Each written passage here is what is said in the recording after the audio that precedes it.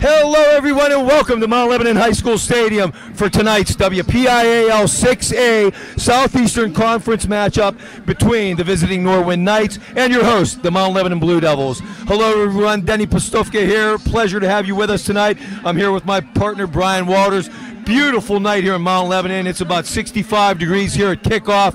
Lovely night for some WPIAL football. Mount Lebanon comes into the night's game with an overall record of 4-2, still undefeated in the Southeastern Conference with a record of 3-0. Norwin comes into the game overall 3-3, 2-2 in the Southeastern Conference. Brian, what are we looking for out of our Blue Devils tonight? Well, Denny, last week we said the game against North Allegheny would be a measuring stick for the program. It was a tough physical game. Tonight is a game to get this program back on track. A big section game as we head down the home stretch of a tough schedule. After this, we're looking at Penn Hills, Peters Township, and Bethel Park, all big games. I expect a big game from the offense tonight and a lot of transitions on defense. You're going to see the defense come out on a 3-4 versus their standard 4-man front. Don't know if that's from injuries or whether a little bit of an adjustment given how the line got handled a little bit last week against North Allegheny. Okay, our captains for tonight's game. For Mount Lebanon, number 13, James Colasito. Number 43, Donald DeCaro, who, it's a shame, he's out for the season. Tore his ACL back in week 2. Number 56, Coleman Coco. And number 60, Colby Sorsdal. For the Norwin Knights, their captains, number 8, Gage Luptak, tight end and linebacker. Number 10, Brock Dieter. Number 50 is Zach Turkowski, and number 63, Noah Maston. It's nice to see James Colasito as captain this week, the senior. He's become a real good possession receiver for the Blue Devils. Kind of a lot of combat catches this year as well. Nice to see him get the nod as the fourth alternative captain for the game this evening. Our officials for tonight's game. Our referee is John Scovrin, umpire Wardell Kelly, linesman's Jim Host, line judge Bill Rowland, side judge Kyle Henney, and field judge Matt Ridgway. It is also homecoming here at Mount Lebanon tonight. We had our homecoming queen ceremony before the game. Crowd is great here tonight. We had an alumni tailgater here right behind us up against the school before the game. They had a nice crowd attend that. So getting ready to go here, folks. I'll line it up for us. In fact, I'll let Brian do it. Our starting defense first of all, Brian. Thanks, Denny. On defense, we're going to see a little bit of a change tonight. As I mentioned earlier, we're going to come out on a 3-man front. So it's going to be the 2 big seniors, Coleman Coco and Ryan Gahn up front with J.B. Nelson also. The linebackers will include a new addition to the starting lineup, sophomore Sam Rolfson, as well as the middle linebackers, Tim McMillan and Kyle Duty. Johnny Naylor will be outside linebacker, and the leading tackler on the team is number 26, the junior Michael Palmer, who also is tied, I believe, for the WPIAL lead in interceptions with 5. At cornerback, you've got Mason Ventrone and Charlie Gordon, and at safety is reliable Aiden Kane, who I thought last week, Denny, played his best all-around game of the season, both offense and defense. Aiden had a lot of big hits, a lot of passes defended. It was nice to see him kind of excel on the defensive side of the ball last week as well.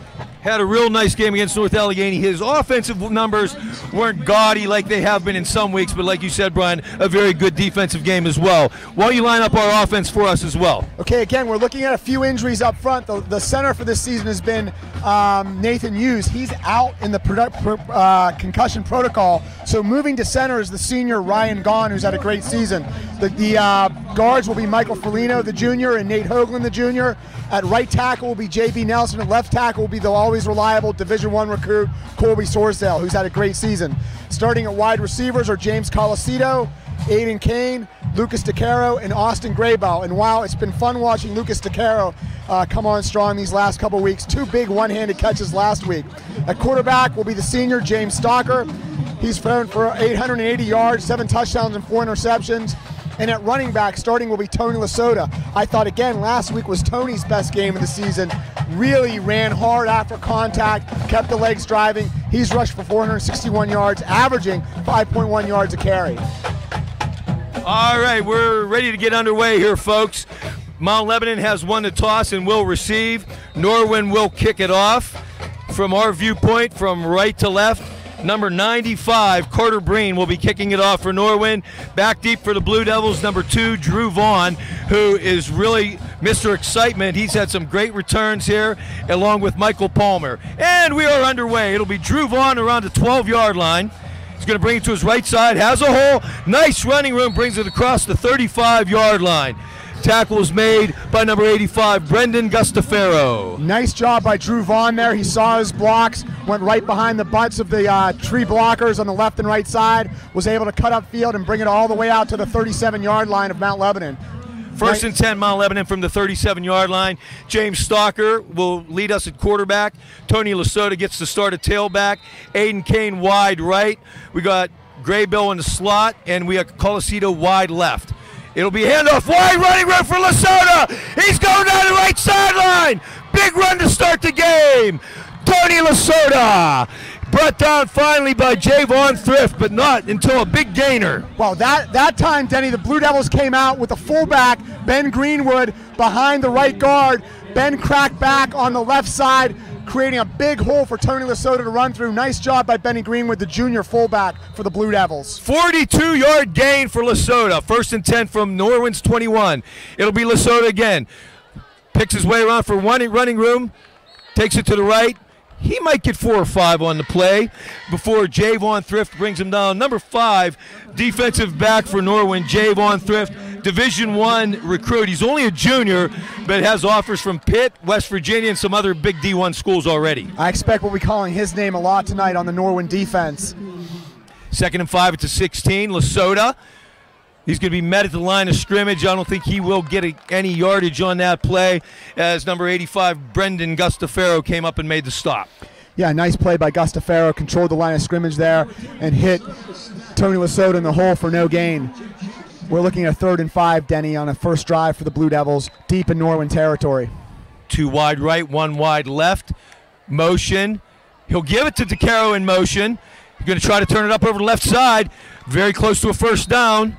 In fact, I think he will get first down yardage as he crosses the 10-yard line and brought down by Gage Luptak. Denny, nice job by Lucas DeCaro there, reading his block. He had Tony Lasota on the block, on the outside, blocking for him.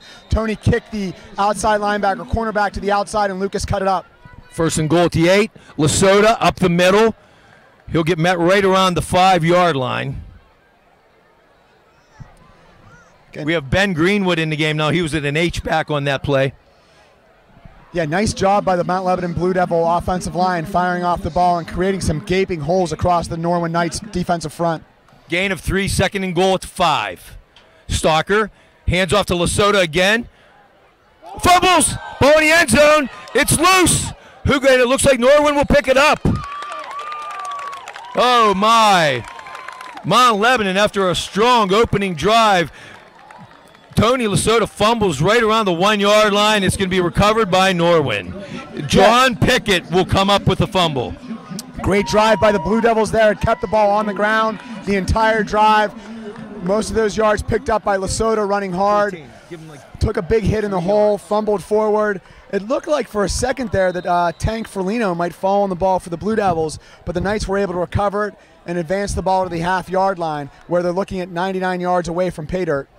Number 6, quarterback Jack Salopek, a sophomore, will lead the Knights. He takes the snap. He'll hand it off. No running room in the end zone. Oh, and he just gets out, does number 1, Tevin Thrift. Blue Devils very physical at the point of attack, starting with J.B. Nelson, the right defensive end, and Coleman Coco. No gain on the play. They are just outside the goal line. 2nd and 10 from inside the 1. Yeah, the senior defensive linemen for the Blue Devils, Coco and Gahn, have really been forces to reckon with this entire season. And there you see Coleman again making a big impact for the Blue Devils across the defensive front. Salopek has Tevin Thrift to his right, cousin of Javon Thrift, completes it in the end zone. Very dangerous pass. Then it's still right around the 1-yard line. Making the catch there was number 85, Brendan Gustafaro, for no gain. We have a 3rd and 10 from the 1-yard line. Denny, it's rare that the ball's on the half-yard line and you call it a generous spot, but that actually was a generous spot right there. I thought that could have been a safety. I got to question the play call, throwing a tight end screen in your own end zone. But this time they're going to go 3 wide right, 1 wide left, single setback in Tevin Thrift. Motion. It's Rizzo in motion. Salopek's pass. Batted down. Nice play by Mason Ventrone reaching across to knock it down.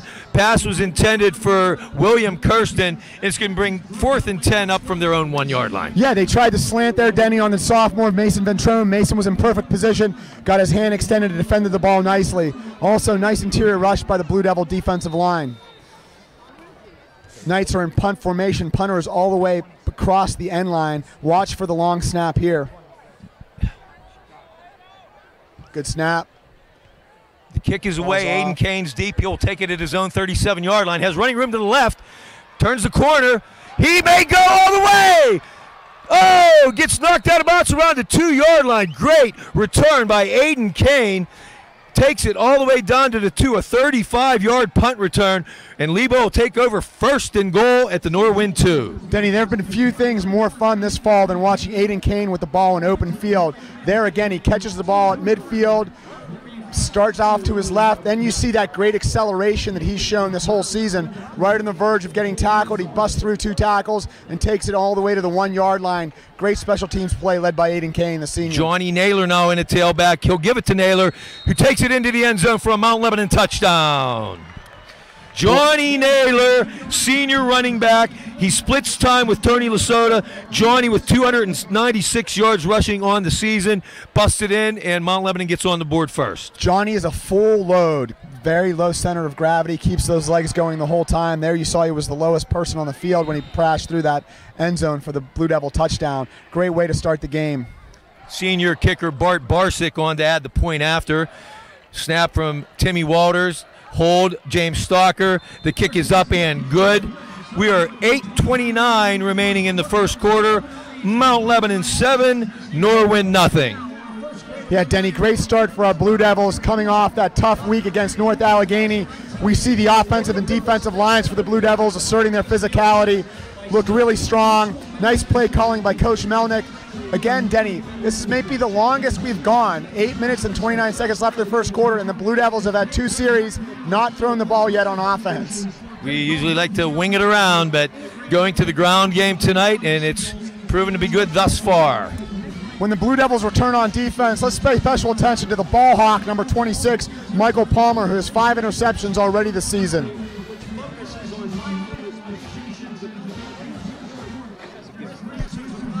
Bart's done a nice job kicking off this year, too. We haven't talked about that as much, but I've been surprised at how deep Bart can get the ball on these kickoffs. Typically, he gets it down inside the 10, in between the 5 and 10, which is certainly good for a high school kicker. Deep to receive for Norwin. In the middle, we have Tevin Thrift, flanked by number 4, Gianni Rizzo, and number 14, William Kirsten. As you've heard me mention the name Thrift tonight, they have 2 Thrifts. Number 1, senior Tevin Thrift, who started at running back, who's deep now, and his cousin, Javon Thrift, who's a recruit. Nice kick. This will go to the 3-yard line. Good kick, Bart. It's going to be Tevin Thrift. Nice return across the 25-yard line. He'll be brought down around the 27. I think we had Mason Ventrone on that tackle and 36 Kyle Duty, the senior linebacker. Very nice. 2 starters on special teams coming up with that tackle. And it'll be 1st and 10 Norwin from their own 27-yard line. Denny, Kyle Duty's done a great job this season, the senior linebacker. He's 2nd on the team in tackles, 1 behind Michael Palmer with 38 tackles. And Tim Mellon, since Donald DeCaro has been down, has also done a great job at middle linebacker as well. Salopek, the sophomore quarterback, lines him up. Tevin Thrift in the backfield with him. Salopek looks to his left, throws. Complete pass. Dylan Kantz on the catch. Going to gain nice yards, maybe 7 or 8. Going to be brought down by Coleman Coco and Sam Rolfson. Sam Rolfson's first start of the year. Yeah, I think that was Mike Palmer and Sam Rolfson on that play. Charlie had the initial hit, bounced off of him there.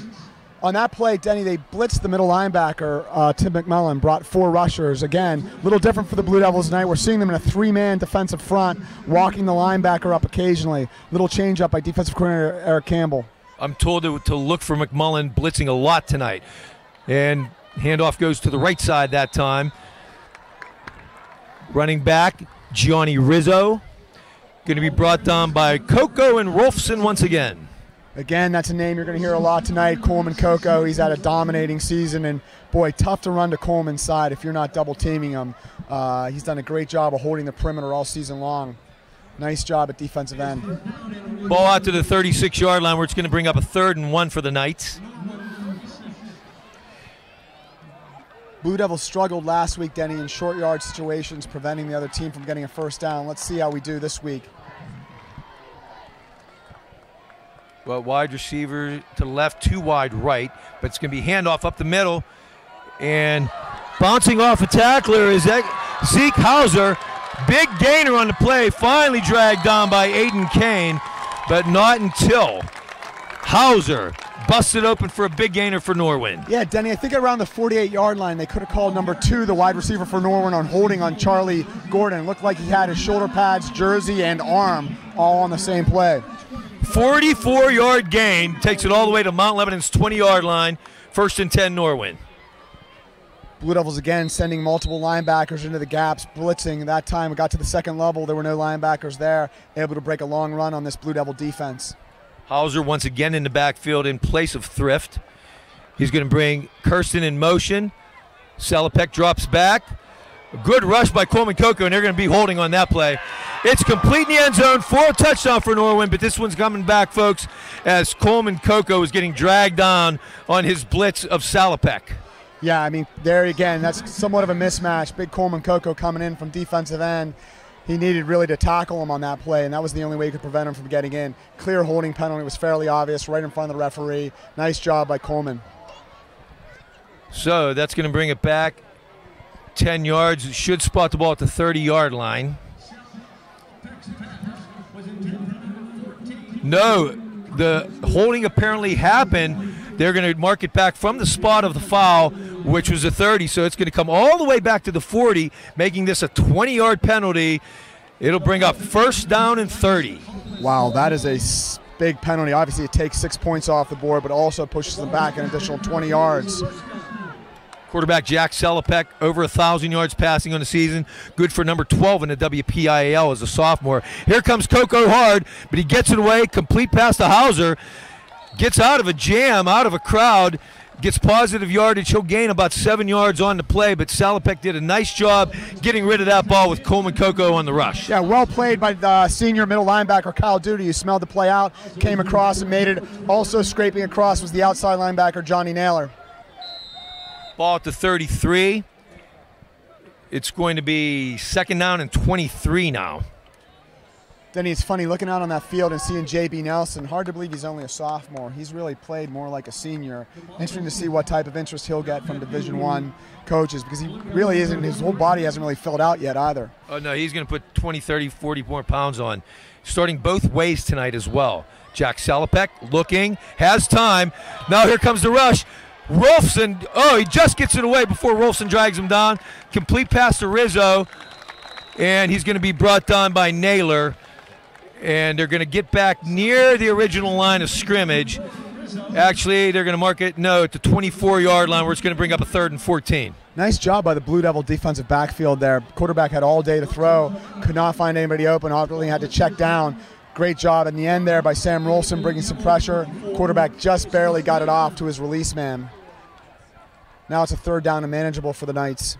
3rd and 14, ball at the 24-yard line. They're going to go 3 wide left, 1 wide right. Tevin Thrift back in at tailback.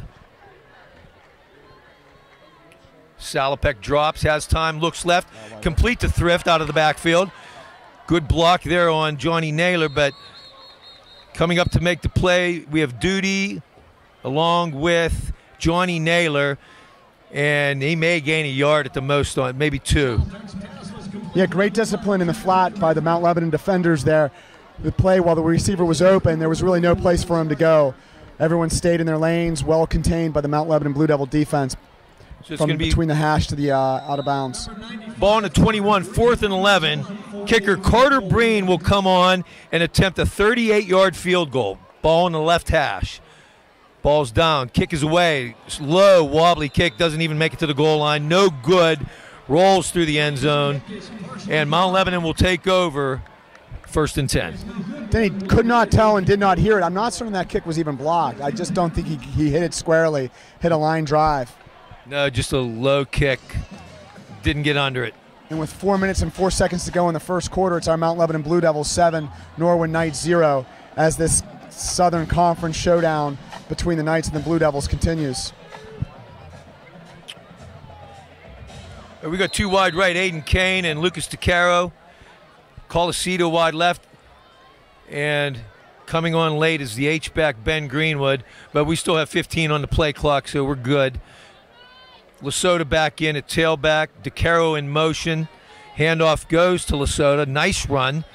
He'll get about 4 on the play up to about the 25-yard line. Yeah, interesting, Denny. So 3 series so far by the Blue Devils, and in each series we've started with Benny Greenwood, the fullback, in the backfield. That's a little bit of a change from what we've seen from Coach Melnick's offense in the preceding weeks, maybe trying to send a message about the physicality of this team and wanting to run the ball.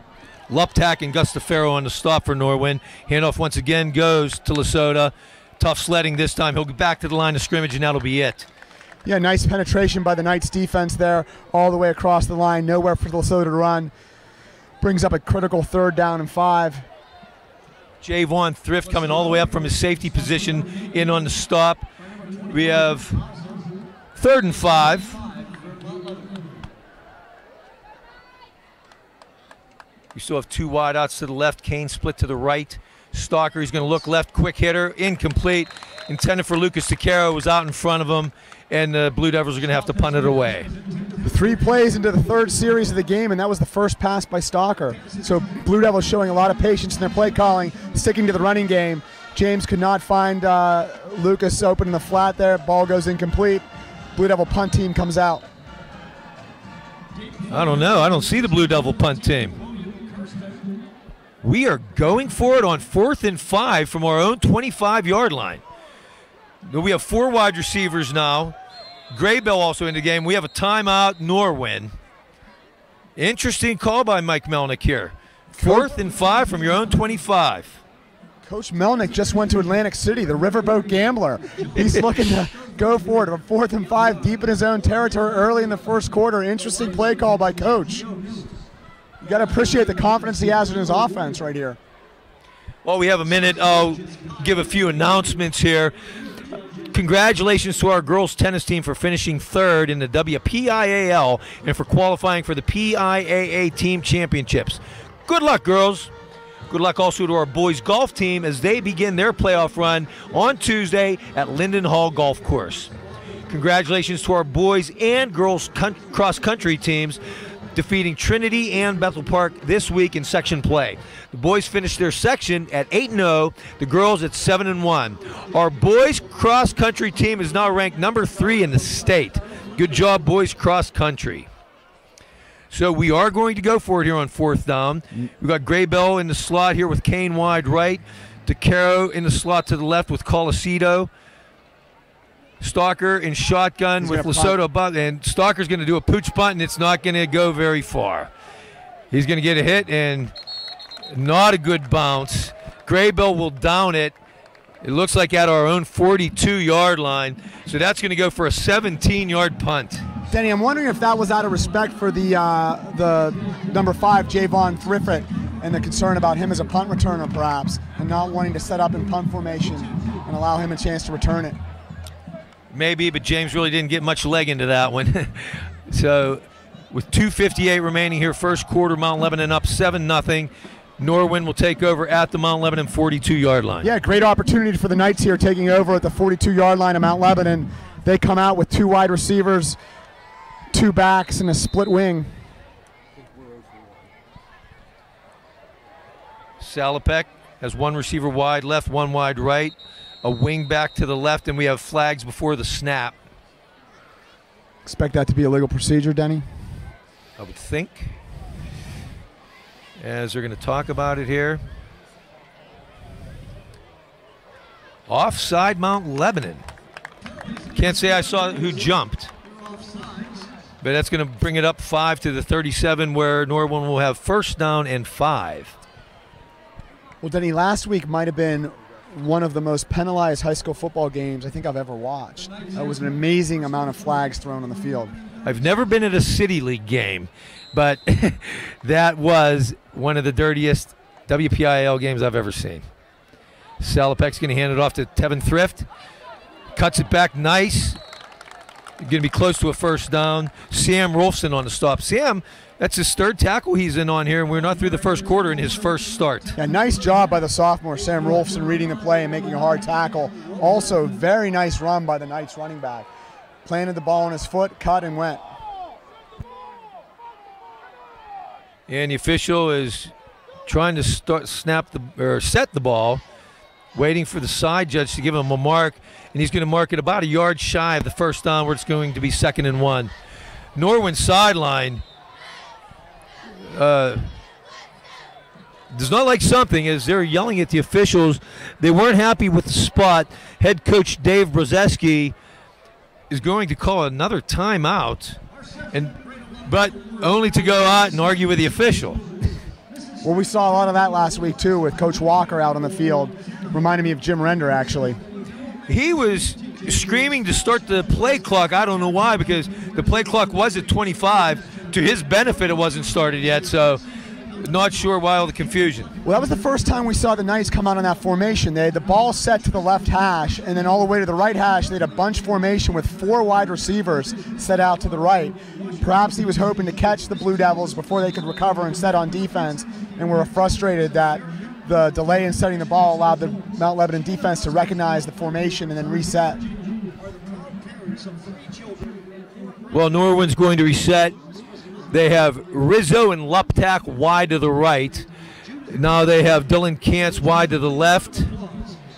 H back in there is going to be Gustafaro. Salopek hands off to Thrift. Nowhere to go, but he bounces right, gets out of a mess, and gets nice yardage. He'll get a first down. Aiden Kane coming up to make the stop for Mount Lebanon. Yeah, nice run by number 1, Thrift, the back for Norwin. Although he is down after the play, holding his leg, Tevin Thrift looks like a right leg injury of some sort, as the training crew of the Norwin Knights is coming out onto the field to tend to him. Blue Devils were very physical at the point of attack on that play, nowhere for Thrift to run. However, when he saw no hole to the left, he pivoted, cut right, and picked up enough yards for the first down. Good hard running by number 1, Thrift, for the Knights. He'll pick up 4 on the play, which will go for a first down to for Norwin to the Mount Lebanon 28-yard line. He'll sneak in a couple more announcements while we have a moment here. Next Friday night, we will be away at Peters Township. Peters with one of their best starts in the last few years. It's going to be a tough game, a Southeastern Conference matchup at Peters. Love to see all you Lebo fans there next Friday night. Tomorrow morning at 10 o'clock, our JV will play at Norwin at 10 o'clock. So all you JV fans, if you make the trip out to Norwin, love to see you out there with us tomorrow morning. Special thanks to Phil Baker, the father of Max Baker, for agreeing to bring these sandwiches out to the JV team for the JV game tomorrow in Norwin. Great. Thanks a lot, Sam. And Tevin Thrift is not getting up. They have a whole crew out on the field tending to him right now. Even Coach Mike Melnick is out to look to see what the injury might be. Doesn't look good. As I mentioned earlier, there's 2 Thrifts on the Norwin team. That's number 1. He is the senior, Tevin Thrift. His cousin is Javon Thrift. Number 5, he's a junior, and he's getting D1 offers.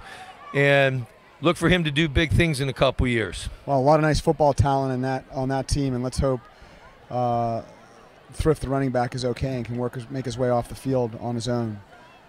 Yeah, let's hope this isn't too serious, but he's been out there for quite a while now, and we have even more training staff, more people coming out on the field to check him out. Nice crowd here tonight. Mount Lebanon side pretty full. Norwin even brought a decent crowd here out from North Huntingdon. Well, perfect weather tonight in southwestern Pennsylvania for high school football, really. This is kind of why you live in Pittsburgh year-round, to enjoy these great fall evenings. And with 2:26 left in the first quarter, it's the Blue Devils 7, Norwin nothing. When Norwin takes over, they'll be looking at a first down at their 28-yard, at the Blue Devil 28-yard line. Like you said, Brian, just a beautiful night here in Mount Lebanon. Great football night. Unlike last week where we put up with some rainstorms here, and for those of you who don't know, we're in an open-air booth here on the visitor side of the stadium, and even though we had some canopy tent set up, we had to deal with the wet and the rain, and all of our paperwork, our charts, our spotter, Jack Azor, was struggling with the wet paperwork last week, but give him kudos. Did a great job supporting us last week. And while we have a minute, we'd like to thank our staff, Jack Kazor, our spotter, and Tony Rinaldi, our normal statistician, couldn't make it tonight. So we have guest John Fetchett sitting in tonight doing stats for us. Welcome aboard, John. John Fetchett is also on our pit football stat crew for, I don't know, about 20 years now, John. So glad to have him here tonight helping us out. That team of true professionals, Denny. I feel honored to be part of this broadcast team. You got Steeler folks, pit folks, you name it here. We got the best. Wow, this is quite a substantial stoppage in play for this injury. Hope it's not too serious. Exactly, Denny. Hate to see this. They haven't brought a stretcher or cart or anything like that out onto the field yet, but very unfortunate. Yeah, and the Blue Devils had their share of injuries this season too, of course, starting with the senior captain, Donald DeCaro, who went down in the Pine-Richland game with a serious knee injury. I know Donald's hoping he can make it back for the end of the season, which would be great to see him run out with the team and maybe get some snaps against Bethel Park. And then we started the season with starting quarterback James Stalker missing the first 3 games, and he's bounced back nicely and has played well for us. But in his absence, junior quarterback Seth Morgan really lit it up. I mean, he is still our leading passer. Seth Morgan with 69 completions on 110 attempts on the year, 893 yards passing, 9 touchdowns, only 1 interception. So when James departs at the end of the season, we are not leaving the cupboard empty, as Seth Morgan looks for big things next year in his senior year. Yeah, not at all. What an amazing season by Seth, and really, really proud of him as well, because you know, he's been a great teammate with the situation with James coming back, and James done a great job when he's got him back in there. And it's been fun to see Seth get some snaps on defense. I thought Seth had one of the best defensive games of anyone this entire year out at Altoona 2 weeks ago. Really played well and physical. You know, just not used to seeing Seth do it on the defensive side of the ball, which was really nice. Seth's dad, Doug, was a linebacker and defensive back for Mount Lebanon on a couple Whitfield championship games, had an infamous, or famous as he would say, punt return in a Whitfield championship game down at Three Rivers Stadium as well. So Seth's got a lot of great football bloodlines in him. Seth's grandmother, Jane Morgan, is listening in Baltimore, Maryland as well. So it's great to have her listening. Mrs. Morgan, congratulations to your grandson, Seth. You got a great family, and I'm sure you're very proud. And it's nice when we find out that there are listeners not only locally but across the country. A lot of our ex-players who were Blue Devils here over the last few years who are now in college tune in every Friday night to listen to the broadcast. So any of you ex-Blue Devil players out there, welcome aboard. Glad to have you with us tonight. And Tevin Thrift is walking off on his own power, but he is going to the Mount Lebanon sideline. Down at the end of our bleachers is where the ambulance is, and I'm wondering if they're taking him directly there. I'm wondering what the injury is, because he looks like he's walking freely, but I thought he was holding the right knee. Yeah, Denny, that's a little curious. He's walking off, which is a good sign. You know, and I thought it was a lower body injury too. I don't know if it's a shoulder or maybe concussion protocol with his head. Our cameraman Pat Mann has pointed out that it is an elbow injury, that he noticed that they were working on the elbow. But we were finally back live. Ball at the 28-yard line, and it looked like a false start. It looked like somebody twinched on that offensive line. Yeah, number 57, the right tackle for Norwin Knights, got a little anxious and went a little early. Referees picked it up. That'll be a 5-yard illegal procedure pre-snap penalty. False start, Norwin. That'll bring the ball back to the 33-yard line, where it's going to be first down and 15. Again, Blue Devils are committed to the three-man defensive front. That's a new defensive formation for them. We've seen them in the previous 5 games come out with 4 defensive linemen, but some injuries across the defensive line. They're going to deploy 4 linebackers instead of 3 tonight. Zeke Hauser back in at tailback now in place of Thrift. Salopek, quick hitter to the right, complete to Rizzo. Nice tackle, dragged down over there by Michael Palmer. And that's a name we've called a lot on the defensive side of the ball this season. The Blue Devil leading tackler, also tied for the WPIAL lead in interceptions with 5. Michael Palmer is vying for all conference. He'll get 7 on the play. Ball down to the 26-yard line. Bring up second down and 8.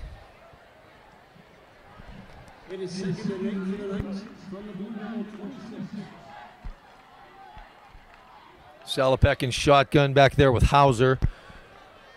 Wide receivers to each side, slot man to the left.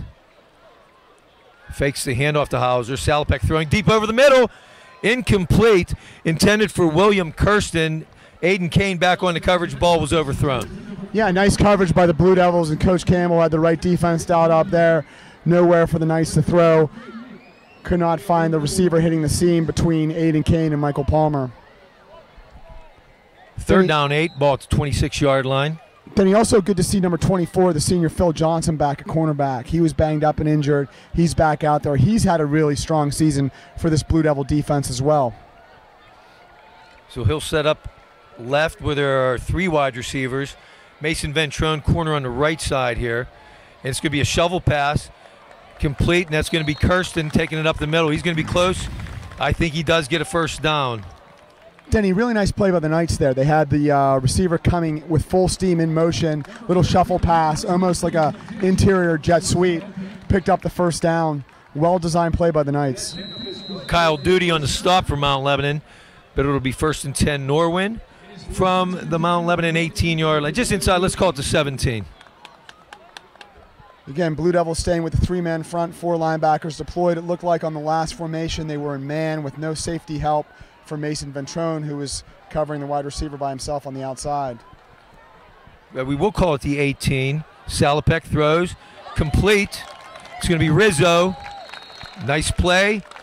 Johnson and Naylor coming up on the play, but he will get it inside the 10-yard line down to the 9. Yeah, the Knights really patient in their passing game. Don't seem compelled to go over the top, just taking what the Blue Devil defense gives them underneath and picking up nice yardage on that first down play. He'll get 9 on the play, bring up second down and 1. Boy, we'd like to see the Mount Lebanon defensive line get a little more of a pass rush. Quarterback's getting comfortable back there. Right you are, Brian. Need a little more push up front. We got J.B. Nelson at the right end, Ryan Gaughan in the middle, Coleman Coco on the left end. Salopek has time again. He's going to run it. Keeper, nice move. Gets toward the end zone. He's in for a Norwin touchdown. Jack Salopek, the sophomore quarterback, takes it in from 9 yards out. And the extra point coming up. Yeah, nice job by Salopek there. Denny wasn't certain. I thought they could have possibly called holding again on Coleman Coco coming in from the outside. They did not call it. Wide receiver quarterback cuts up and takes it in for the touchdown. Nice play by the sophomore signal caller for the Knights. Breen's kick is up and good. 20 seconds remaining, first quarter. We're tied up at 7. The scoring drive for Norwin, 6 plays, 42 yards, 2 minutes, 38 seconds.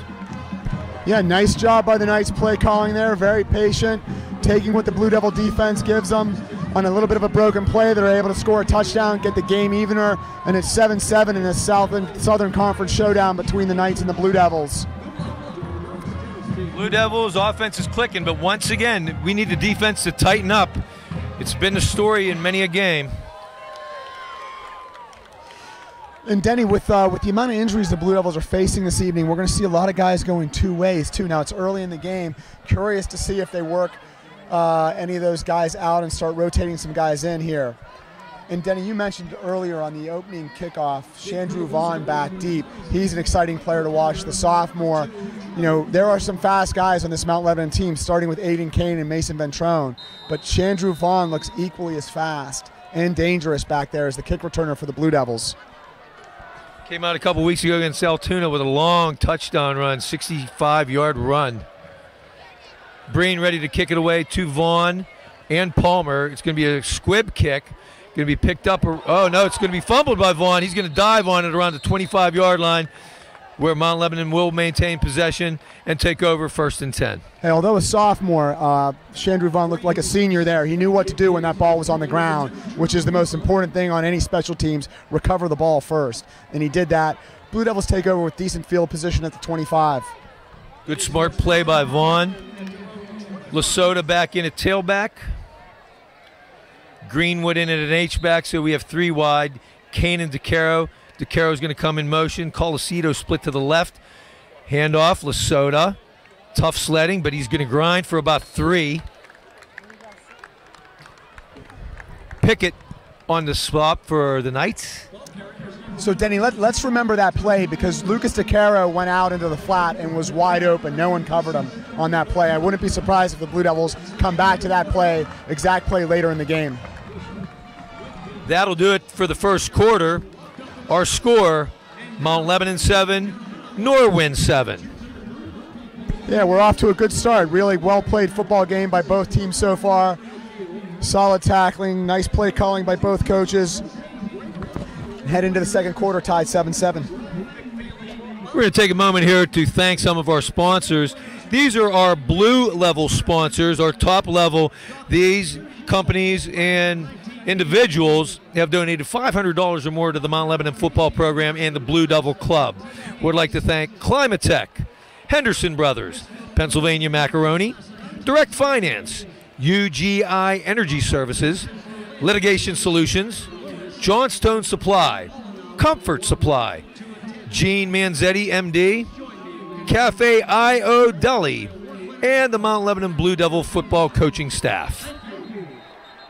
I know how grateful that Mount Lebanon football program is for all the generous donations from people, family members, friends, and community members who support the Mount Lebanon Blue Devil team with their generosity.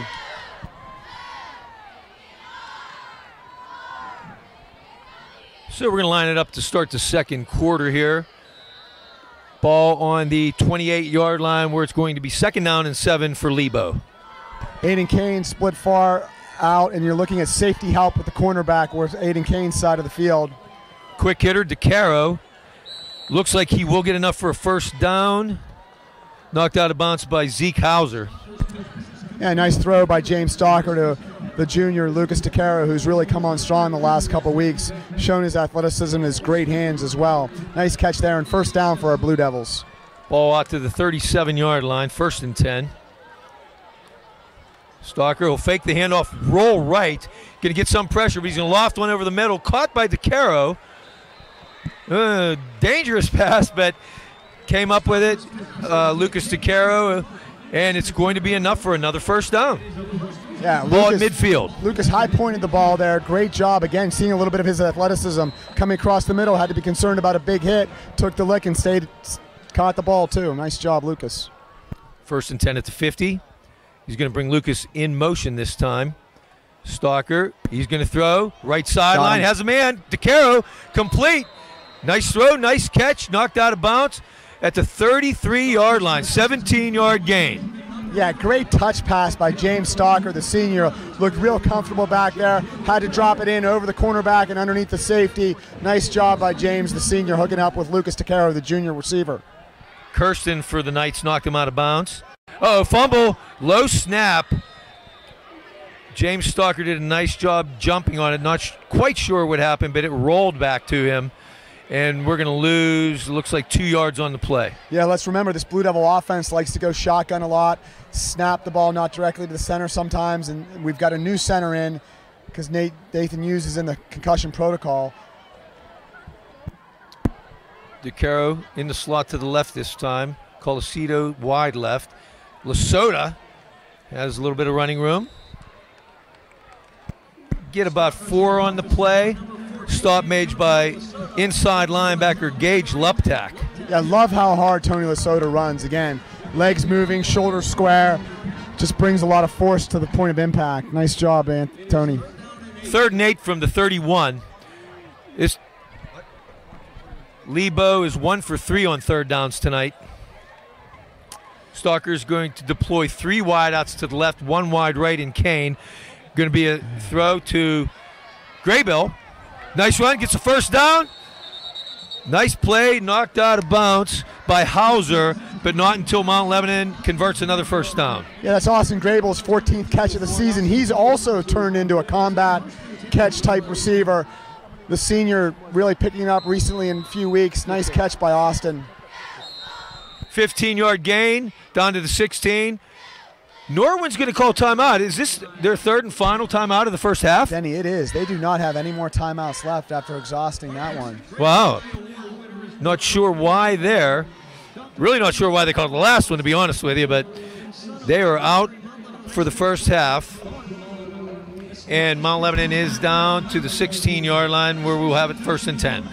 So, Denny, again, a little bit surprising here with 10 minutes and 16 seconds left in the second quarter. I don't think we've had a pass completed or even thrown to Aiden Kane yet. No, we have not. So, big things to happen here, I'm sure, sooner or later. You know, Coach Phillips, the offensive coordinator, and Coach Melnick are going to dial that up at some point. Just don't know when. Aiden Kane looks to be getting a lot of safety help over the top. So, perhaps they're using Aiden as a little bit of a decoy to open up some other things.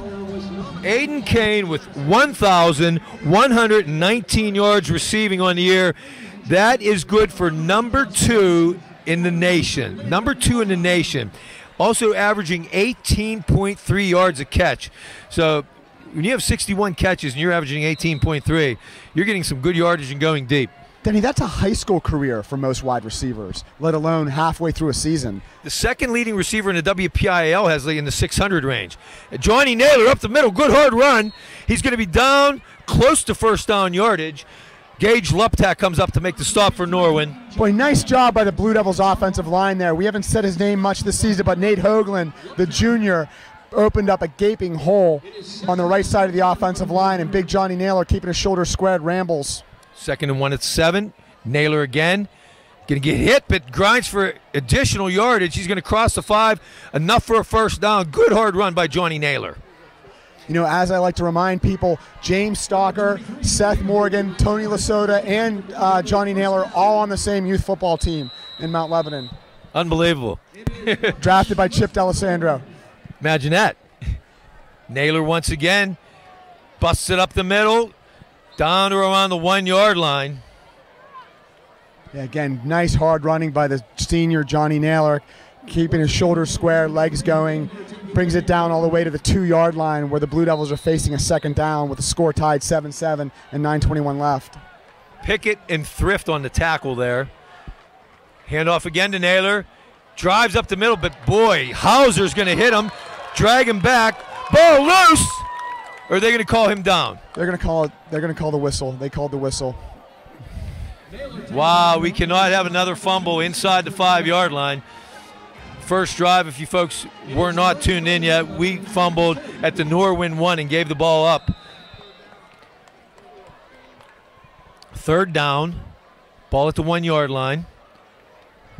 They're bringing the linebacker on the corner blitz the last 2 plays. I'm interested to see if they do it here and try to run wide right if they bring the linebacker off that side blitz. Mount Lebanon 2 of 4 on 3rd downs tonight. Stalker, handoff to Naylor again. He's into the end zone for a Mount Lebanon touchdown. John Naylor takes it in from a yard out, and Mount Lebanon takes the lead back. Nice job by Johnny Naylor, his 2nd touchdown of the evening. That time he ran right behind big number 67, Nate Hoagland, the junior. Made the big hole, and Johnny takes it in for the touchdown. Blue Devils up 13-7 with 8:29 left in the second quarter. Blue Devils special teams come out. Senior Bart Barsick. Bart Barsick on for the point after. The kick is up and good. We have 8:29 remaining in the first half. Mount Lebanon 14, Norwin 7. Mount Lebanon scoring drive. Nice drive. 11 plays, 75 yards, 3 minutes, 11 seconds. And there on that series, you saw the Blue Devils mix it up offensively. They used the run and the pass. They brought some people in motion, created a lot of open space, both in the running game and in the passing game. Nice job by offensive coordinator Coach Phillips. Nice job by Coach Melnick. A nice job by the quarterbacks coach also, Andrew Capucci. Once again, it is homecoming here at Mount Lebanon tonight. A lot of alumni back. There was a great alumni tailgater before the game, well attended. Some of our Blue Devil faithful.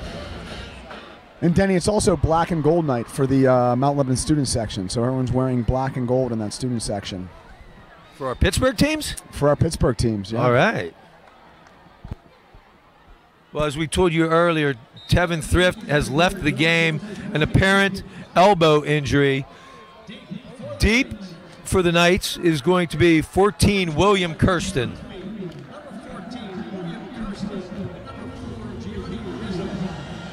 Also back there, he's flanked by Rizzo and Tanner Queen. Short kick. Kirsten takes it at about the 17-yard line.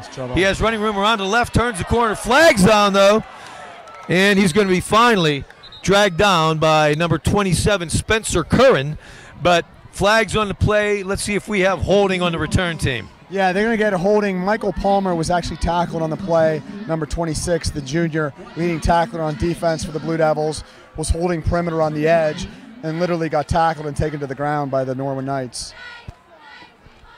Let's see where they're going to walk that back from. The flag is around the 38-yard line, and it does look like that's where they're going to march it back from.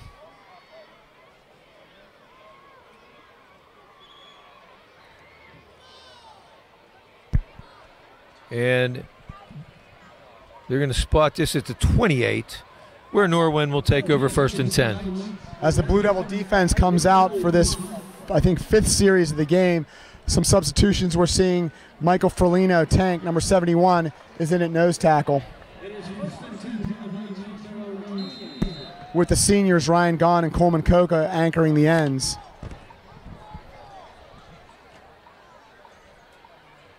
Salopek throws to left side. Incomplete, but there was a flag thrown from deep in the secondary. Let's see what this is. If it's looks like an area might be defensive holding. I'm not sure. That was the senior, Phil Johnson, number 24 in coverage. See if they picked up a holding penalty. Blue Devils are walking back. Yes, it will be.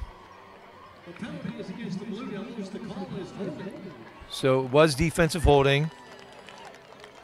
And that's going to be an automatic first down for Norwin. They're going to bring it back out to the 38-yard line, where it'll be 1st and 10. Denny, a lot of volunteers working in the stands tonight. I just see Matt Strife, who played football at Princeton and went to Shady Side Academy. He's helping with the 50-50 tonight. Thank you, Matt Strife. All right, good stuff. Rizzo in motion.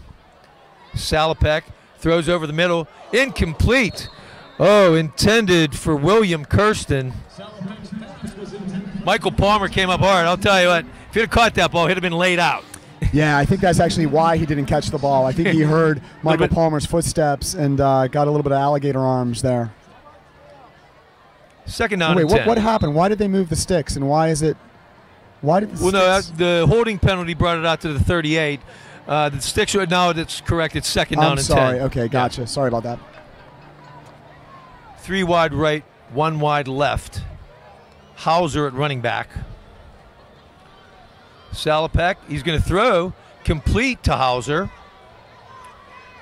Breaks a few tackles, gets out of a jam, and going to gain some positive yards, maybe 4 yards on the play where it looked like it was going to be a loss. Yeah, it did. It's still great pursuit by the Blue Devil defense all the way across the line. You had the defensive lineman moving down and across, and the linebackers pursuing. Still managed to pick up 4 yards on the play. Tim McMullen on the stop for the Blue Devils. Brings up 3rd down and 6, ball at the 42-yard line. The senior McMullen's done a nice job at linebacker this season, filling in for Lucas Taquero. 3rd and 6 from the 42. Norwin 2 of 4 on 3rd downs in the game. 3 wide left, 1 wide right. Hauser in the backfield with Salopek. Salopek drops. Slant. Complete. Oh, Mason Ventrone reached across, tried to knock it away, missed, and Dylan Kantz is going to come up with a big gainer for Norwin. Yeah, we saw earlier in the game Mason do the exact same thing and was able to knock the ball away. that play. Nice ball by the sophomore signal caller. Hit the wide receiver in single coverage, able to haul it in, and then a nice run after catch as well. 33-yard gain takes it down to the Mount Lebanon 25-yard line. It's the Knights' biggest play of the night with 7:12 left in the second quarter, with the Knights trailing 14-7 to the Blue Devils. Defense has to tighten up here. Again, Denny, a little bit too much time for the Knights signal caller. Yeah, we have not put much pressure on him tonight. Safety's walked all the way up, so center of the field is wide open. Rizzo motions. Salopek's going to throw to Rizzo, complete. Turns the corner. He's going to get knocked out of bounds around the 17-yard line, pushed out by Lucas DeCaro. He did break a tackle and made positive gain out of it. Yeah, again, well-designed play by the Knights. They're locking up the back with the outside linebacker there, asking Johnny Naylor to cover a lot of space out there. Ball down to the 16 where it's going to be 2nd and 1. 6:45 now remaining in the half. Mount Lebanon 14, Norwin 7. Motion, Kirsten. Salopek has a lot of time again. Here comes Coco, but throw into the corner of the end zone. Touchdown! Holding. Norwin. We do have a flag in the backfield, but a touchdown to Kirsten. That could be against the Blue Devils. Did you get the call, Brian? Yeah, I think it's going to call face masking. Face Wow. mask on the Blue Devils.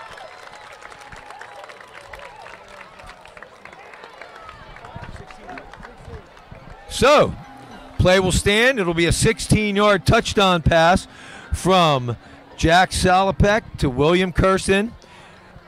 And we have Carter Breen on to attempt the extra point to try to tie it up here.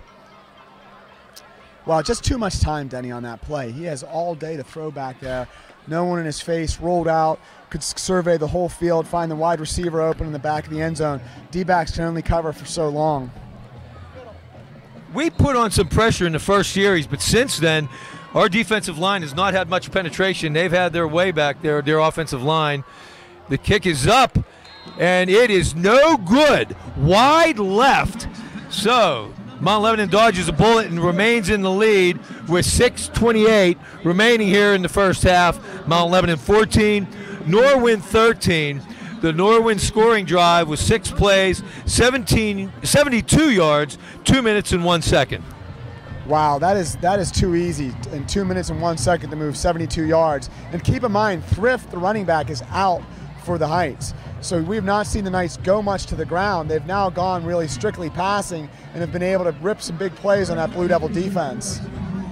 We've been able to put up points with the best of them, but we've been able to give them up as well. That said, let's give the Blue Devil special team some credit there, blocking the extra point. Blue Devils remain in the lead with 6:28 left, 14-13 over the Knights.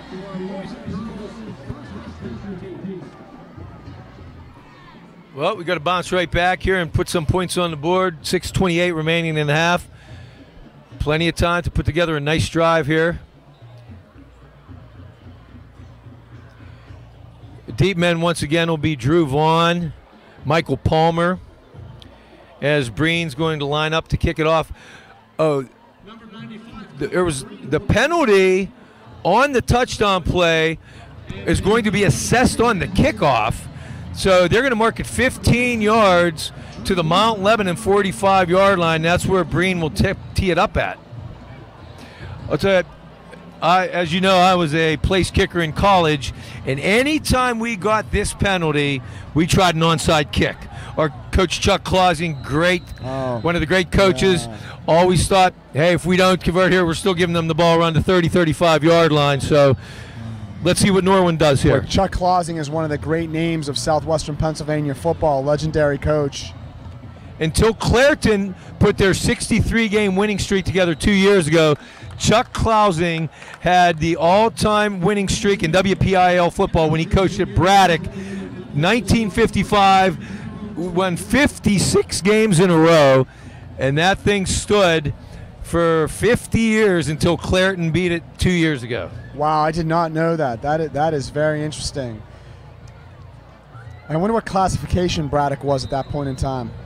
I think there was only A, B, and C. Not sure what they were, but we now have Seth Morgan in at quarterback for Mount Lebanon. 3 wide right, Johnny Naylor in a tailback. He'll give to Naylor. Not much. Oh, he cuts it back. He had no room. Made a nice cut back. He'll gain about 5 on the play. Brought down by Gustafaro, but made a lot out of nothing there. Boy, nice job by the senior runner, Johnny Naylor. I thought he was going to be hit for a loss of 5. Ends up picking up 5 on that play. Well done by Johnny. Morgan's going to hand off to Naylor again. Met at the line, but he's going to fall forward for 3 or 4. Brought down once again by defensive lineman Brendan Gustafaro. Well, different builds and different weights. Both Lasota and Naylor are tough physical runners between the tackle. Keep the shoulders low, feet pumping. Morgan, quick hitter, complete to Graybill off the right side. First down, going to bring it up around the 40-yard line. Stop made there was by number 5, Javon Thrift. He's their leading tackler with 38 tackles on the season. Nice job by the Blue Devils. Very well-designed play. Great throw by Seth Morgan. Picks up the first down with the senior Austin Graybill hauling in the pass. Ball on the 38, first down. Naylor going to take it around the right side. He'll get a few on the play. He's going to be dragged down around the 43-yard line. 14, Kirsten on the tackle. Boy, it really helps, Denny, on first down when you can pick up 5 yards every time. 2nd and 5 gives the offensive coordinator a lot of options to mix things up. Seth Morgan gives us a different look at quarterback as well. A little more fleet-footed than Stalker. He'll take it out of the pocket and run with it, but he's going to throw deep down the right sideline. Incomplete. Aiden Kane. Double coverage on the play by Norwin, though. Ball was overthrown a little bit, but he was well covered. Yeah, Denny, you're right. I originally thought he had him, but then I did not see the safety over the top. We've been saying that all season. Surprised that Aiden Kane has not drawn consistent double coverage every time. Why you would not be bringing safety help over the top with Aiden, I don't know. Naylor. He'll get a couple on the play. Dragged down around the 45-yard line. It's Franco Gaudio on the tackle. Interesting. 4th down, 4:51 left. It looks like the Blue Devils might go for it. 4th and 3, they will. Morgan's going to look to the sideline for the call. We got Colacido, Graybill, and DeCaro to the left. All by himself, Aiden Kane split to the right. Play clock down to 5. Morgan's still looking. They're going to have to call timeout here. Mount Lebanon could not get the play call in. Play clock running down. And they're going to use their first timeout. Oh, I'm sorry, their second timeout. I think smart play by Coach Melnick, thinking over here what he wants to do. You would think with a 14-13 game and only 4:28 left in the second quarter at midfield, this would be a punting situation for the Blue Devils. I agree on 4th and 3, because if you don't convert here, boy, you're giving them great field position with 4:28 left in the half. So let's see what he dials up here. You mentioned Morgan being fleet of feet. One of the things Seth has done really well all season is under pressure, being able to use his feet to create space. He throws a really nice ball on the run as well. Throws nicely on the run. He's been able to tuck it away and get first down yardage, scrambling on runs. Brings a different dynamic than James does. James, great drop back pocket passer. Seth gives you a little more movement back there, a little more excitement. And Denny, did you see that coming? Did you know that they were going to work Seth in the first half of this game at quarterback? Did not know that. Did not know. Figured it would see him at some point. Let's see what we can do here at 4th and 3. 4:28 remaining in the half. Lebo up by 1, 14-13. They're going for it. Oh, it's going to be another pooch punt, and Seth does a nice job with it. We're going to get a Mount Lebanon roll. And it's going to go dead around the 14-yard line. Yeah, really nice job by Seth Morgan there on the punt. Just seeing Seth's versatility, whether it's a quarterback, a defensive safety, or now a punter. Nice job by the junior Seth Morgan as the Knights take over deep in their own territory. With the roll, that's going to turn out to be a 40-yard punt. So nice job, pinned him back to the 14-yard line. About as good as you could have hoped for on that play. Denny, I think that's better than the Steeler punter has been most of this season so far. Jordan Berry, I'll tell you, he can bomb them when we're in our own territory, but boy, his end-over-end kick to try to get inside the 20, but it just hasn't been real effective. Salopek's going to shift 2 receivers from the right to the left, a tight end and a wing back. He'll hand it off. Hauser, good hard run, breaks 2 tackles, gets in the clear. He's going to have a first down across the 25, brought down by Aiden Kane coming up from his safety position. That's the first time all night we've not seen the Blue Devils be as physical at the point of attack. Usually at the point of attack, they've shut the runs down. There, the runner broke through a couple tackles, was able to pick up 10 yards for a Knights first down. Seen more missed tackles tonight than we usually do, too. Good point, Denny. It's a little bit surprising. Yeah, the Blue Devils have been usually physical with their tackles. Clock moves under 4 minutes with a score of 14-13 Blue Devils. Ryan gone back in at nose tackle right now, in for Frilino. Oh, it looked like movement quick, but they're not going to call. It's going to go deep down the right sideline. He got a man, Rizzo, incomplete. Oh, and the flag goes down. Mason Ventrone looked like he had good coverage on the play, but it looks like they're going to call pass interference on the play. I agree. I thought Mason did have good coverage on that play. I don't think he touched him. I don't know if they were possibly considering face guarding. I thought Mason was in good position. That play was right in front of us, Danny. He was with them the whole way. So high school football, the ball does not go to the spot of the foul, but it'll be a 15-yard penalty, and that will give Norwin a first down. Let's see where they march it off to. Ball was slightly underthrown there too, and that actually ends up being an advantage for the wide receiver. You see in high school football, when that ball is underthrown, the receiver comes back, a lot of pass interference calls get called in that instance. Not sure why, but it seems like all night this officiating crew has struggled walking off penalties. Where to start the walk-off from. Finally, he's getting it done here, and he's going to bring it out to the 42. Like I said, he's still uncertain. Yes, he will mark it at the 42-yard line. All right, 42-yard line where the Knights take over with 3:34 left. Blue Devils clinging to a 1-point lead. Time for the Mount Lebanon defense to step up. He'll go 2 wide. A wingback now, he's going to shift and bring the tight end to the right side of the formation along with the wingback. Hauser still in a tailback. He'll give to Hauser. Good run up the middle. Another missed tackle by Mount Lebanon. Gets him another 3 or 4 yards after the initial hit. Coleman Coco in on the play. McMullen coming in late. And nice to see Sam Sloan, number 75, the sophomore, in a defensive line. Sam is a full load. Good to see Sam in his first time tonight. Denny, I watched him on that play. He got immediate penetration right through the A-gap. 4-yard gain, 2nd down and 6. Rizzo in motion. He'll give to Rizzo in a jet sweep. Rizzo's going to look to throw. He's going deep. Mason Ventrone, incomplete. He did a nice job. Pass was thrown. Nice coverage on the play. Luptak was the intended receiver, but Mason did not bite on the fake. Nice coverage, incomplete pass. Yeah, again, we talked about it earlier in the game. Mason is one of the fastest guys in the team, which is saying a lot with Aiden Kane and Chandru Vaughn on the team. You're not going to get behind Mason very often. That play, Mason played it perfectly. Frankly, if there was going to be a penalty on that play, it would have been on the Norwin wide receiver for offensive pass interference. Nice play by the 6-foot sophomore. Brings up 3rd down and 6.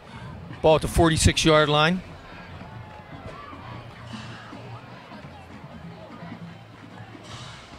Salopek's going to roll left.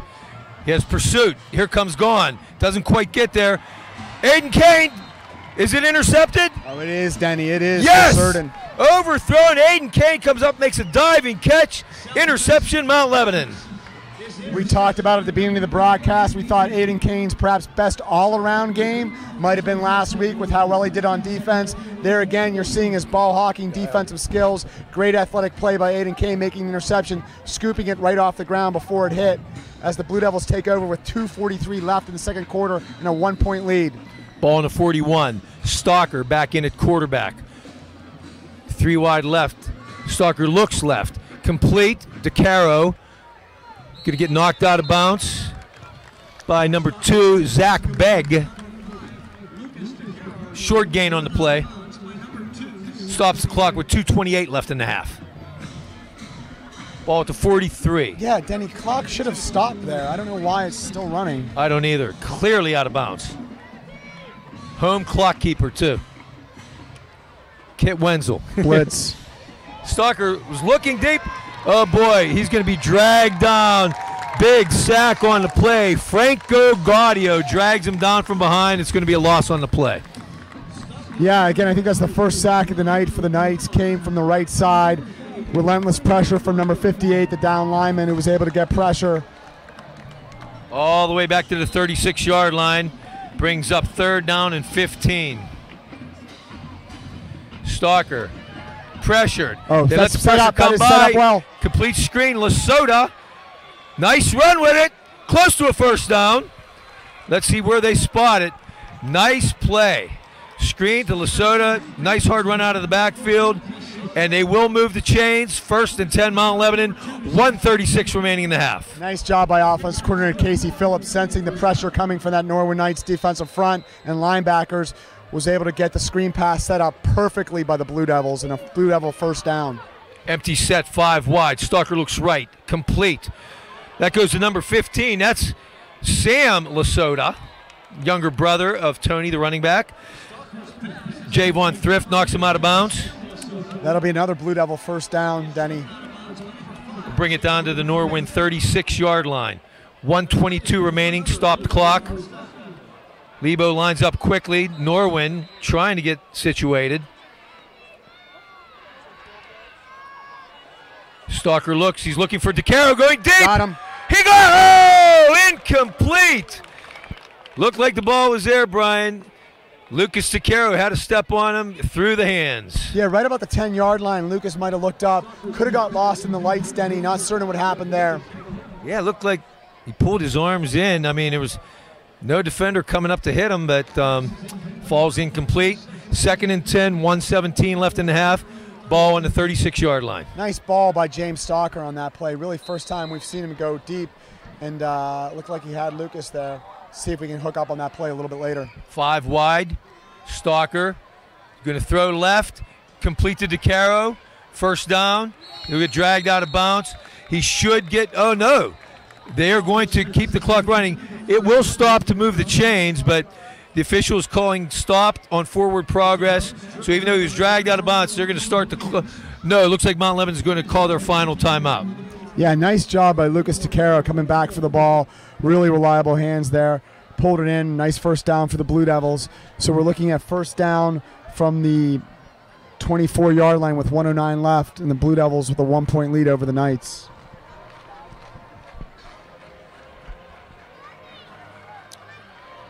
(14-13) Mount Lebanon, 1:09 remaining in the half here at homecoming at Mount Lebanon Stadium. Thanks We'd like all. to see the Blue Devils stick it in here for a touchdown. Can't settle for 3 points, although they're probably about 5 yards away from being in Bart's field goal range. We've seen Bart Barsick hit some 40-yarders before the game. We're right around that range, about 41 from here, but certainly like to see it get a little bit closer to get comfortable. But like you said, Brian, love to see 7 here, not 3. Yeah, I wouldn't be surprised on this play if we start to see them use Aiden Kane in motion a little bit. We've not seen it as much tonight. That's a formation that has had a lot of success earlier in the season with getting Aiden open downfield. Let's see what the Blue Devils do here formation-wise to help spring Aiden Kane. Still looking for his first reception of the night. We're going to go empty set once again with 3 wide to the right. Kane, Graybell, and Sam Lasota. To the left, we have Colicito, DeCaro in the slot. Stalker's going to keep and run. I don't know about that, but he's only going to get about 3 on the play. Clock now down to 1 minute. I actually like the call with the spread formation, and you usually don't see James run it. That surprised me a little bit. So I don't mind the call, but that was well played by the Knights. Give him 3, 2nd and 7. Stalker Got looking him. to the end zone. Incomplete. Overthrows DeCaro on the play. 2 receivers pretty in close vicinity to each other. Colicito was in the area as well, but it looked like it was intended for DeCaro. Overthrown, incomplete. Yeah, nice job by Lucas. Little deceptive speed there. Broke away from the defender and was open in the end zone. James just couldn't find him. Overthrew him. Brings up 3rd and 7 now. This is a big 3rd down for us, Denny. James is looking left again. Complete. DeCaro, he'll get out of bounds to stop the clock. 42 seconds now remaining, and they're going to mark it.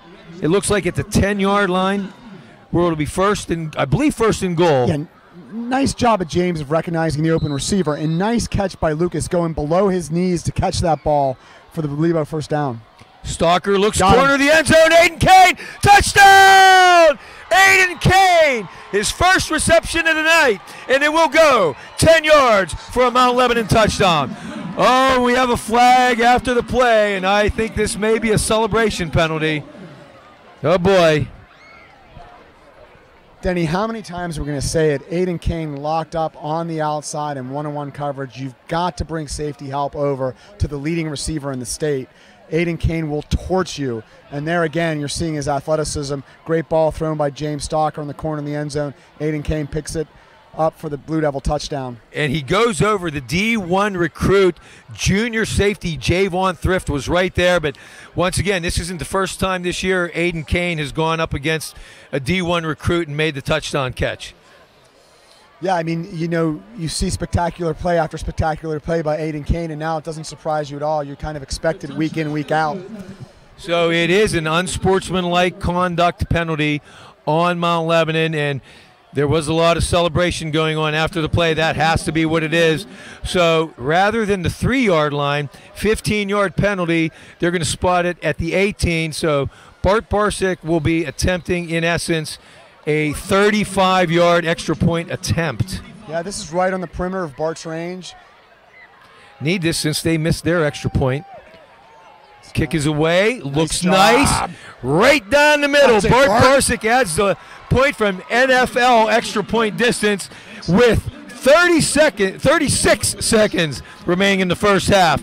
Big score right before going into the locker room. Mount Lebanon 21, Norwin 13. Denny, we called it. We wanted to see the Blue Devils get a touchdown there when they took the ball over after the Aiden Kane interception, and we got it. Nice to see us take a lead, 21-13. Now we need the defense to drop the hammer here and close this half out with an 8-point lead. Mount Lebanon scoring drive, 9 plays, 59 yards, ate up 2:07 off the clock, 36 seconds now remaining in the half. And that was the Aiden Kane show there. That drive started with Aiden Kane making the interception and finished with Aiden Kane making the athletic catch in the end zone. Not a surprise that this is one of the leading receivers in the state and really what should be one of the top recruits in all of the Whitfield. As you can see, the Norwin defense has been keying on him tonight. He's been doubled a lot. Look for Mike Melnick to make some adjustments in the locker room at halftime to break Aiden free in the second half. Look for him to have a nice second half tonight.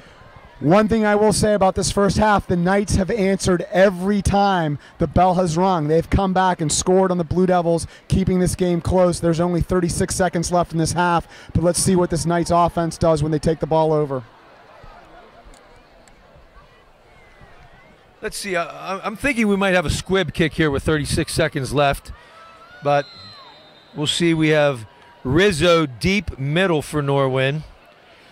Flanked to his left, we have number 21, Tanner Queen, and to his right is William Kirsten.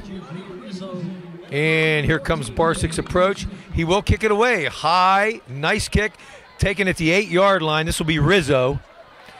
Good hard run, but boy, coming up to make the stop, Austin Graybill meets him just shy of the 25-yard line, where Norwin will take over with 30 seconds remaining, 1st and 10. Nice job by the senior Austin Grable and also Kyle Duty in on the tackle as well. 2 big senior defenders making nice plays.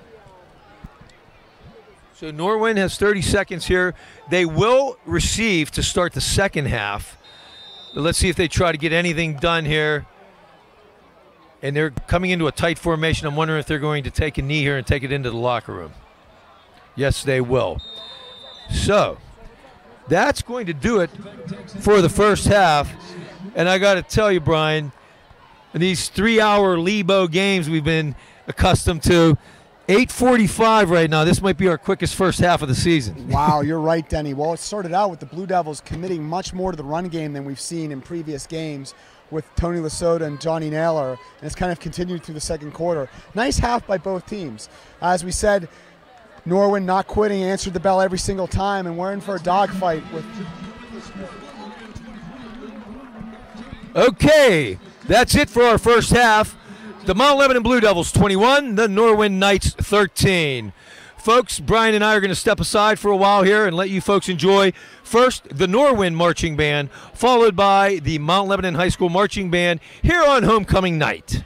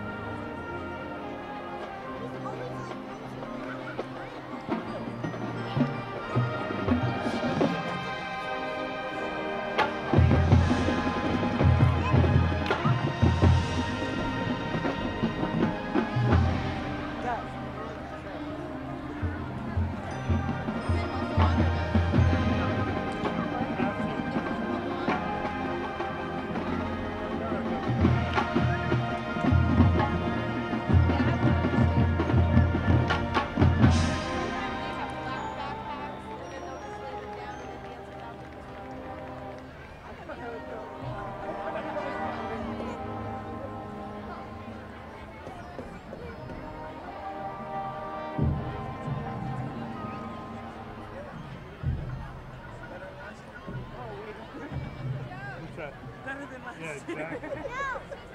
Yeah, my underwear isn't wet. Hey, it's getting chilly, put it on. Justin's gonna put his on soon too. Hey, come on. I know, but we're gonna put it on so we don't get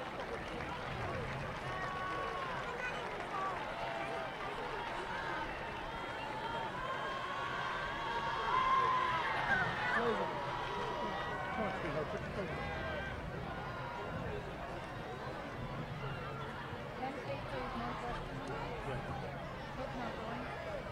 Away. Unless you want to go to the other one. She can find her way there, I just thought.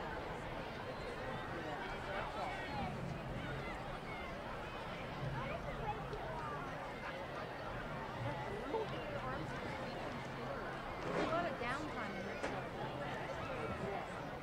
There's a lot of downtime in their show.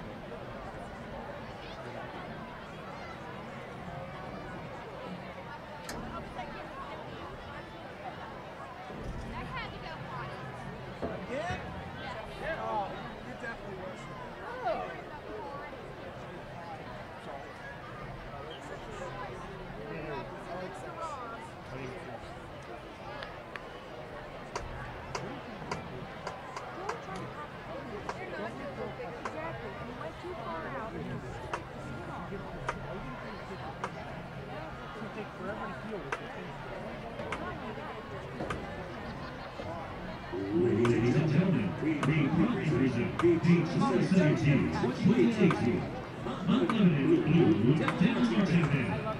Under the Federation of Dream Majors, Lib Cubit, and Cecil Newland.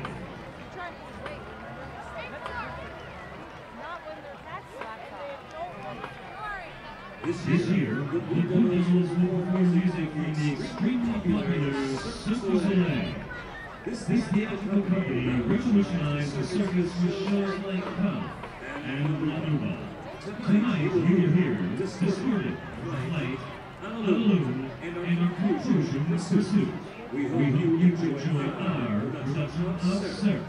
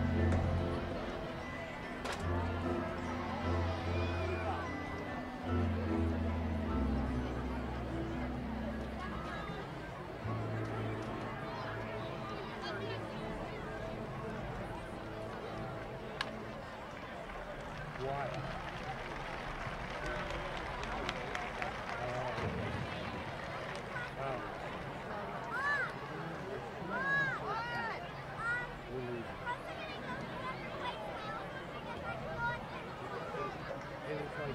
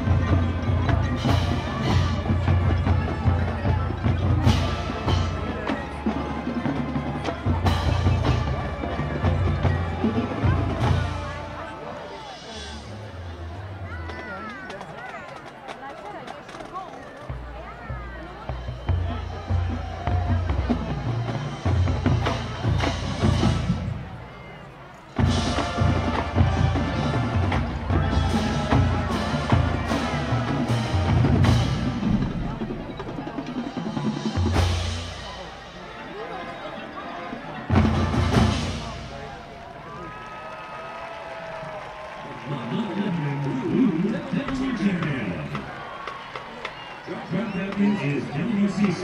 Also the captain is Josiah Henry. Auxiliary captain is Hayden Michael. Lieutenant captain is Isaac Perez. Brass captain is Ben Lewis. The London Blue Champion is under the direction of Jason Siskowicz. Assistant directors are Rick Lee and Ron Spann.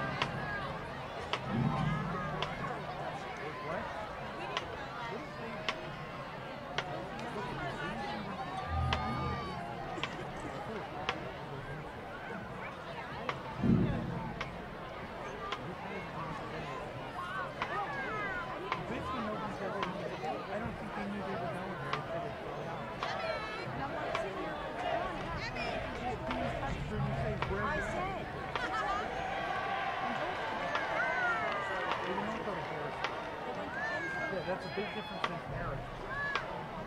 And that's what Stevie is trying to get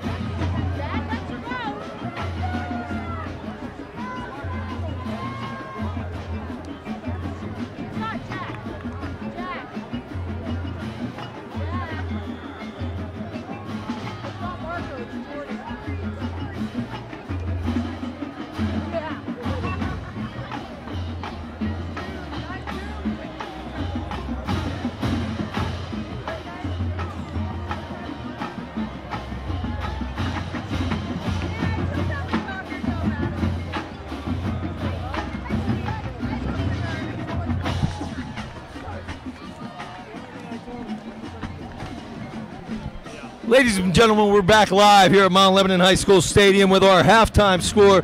Mount Lebanon 21, Norwin 13. Let's go over some halftime stats here while we have a few minutes left. First, some team stats. On first downs, Mount Lebanon was 16, Norwin was 7. Rushing yards, Mount Lebanon 98, Norwin was 79. Passing yards, Mount Lebanon with 126, Norwin with 114. Total yards, Mount Lebanon 224, Norwin with 198. So very close in the yardage department. Individual statistics, James Stalker, 10 of 13, very accurate, 116 yards in the touchdown.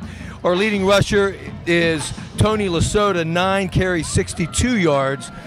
Leading receiver, Lucas DeCaro, 6 catches, 64 yards. For Norwin, quarterback Salopek, the sophomore, having a good night, 12 of 16, 114 yards. Rushing, Hauser, who is in for the injured Tevin Thrift, who went out with a dislocated elbow. Hauser now in 3 carries for 60 yards. He busted the big 40-yard run. And receiving, Rizzo with 4 catches for 34 yards. Mount Lebanon will kick off to open the second half. Norwin will receive.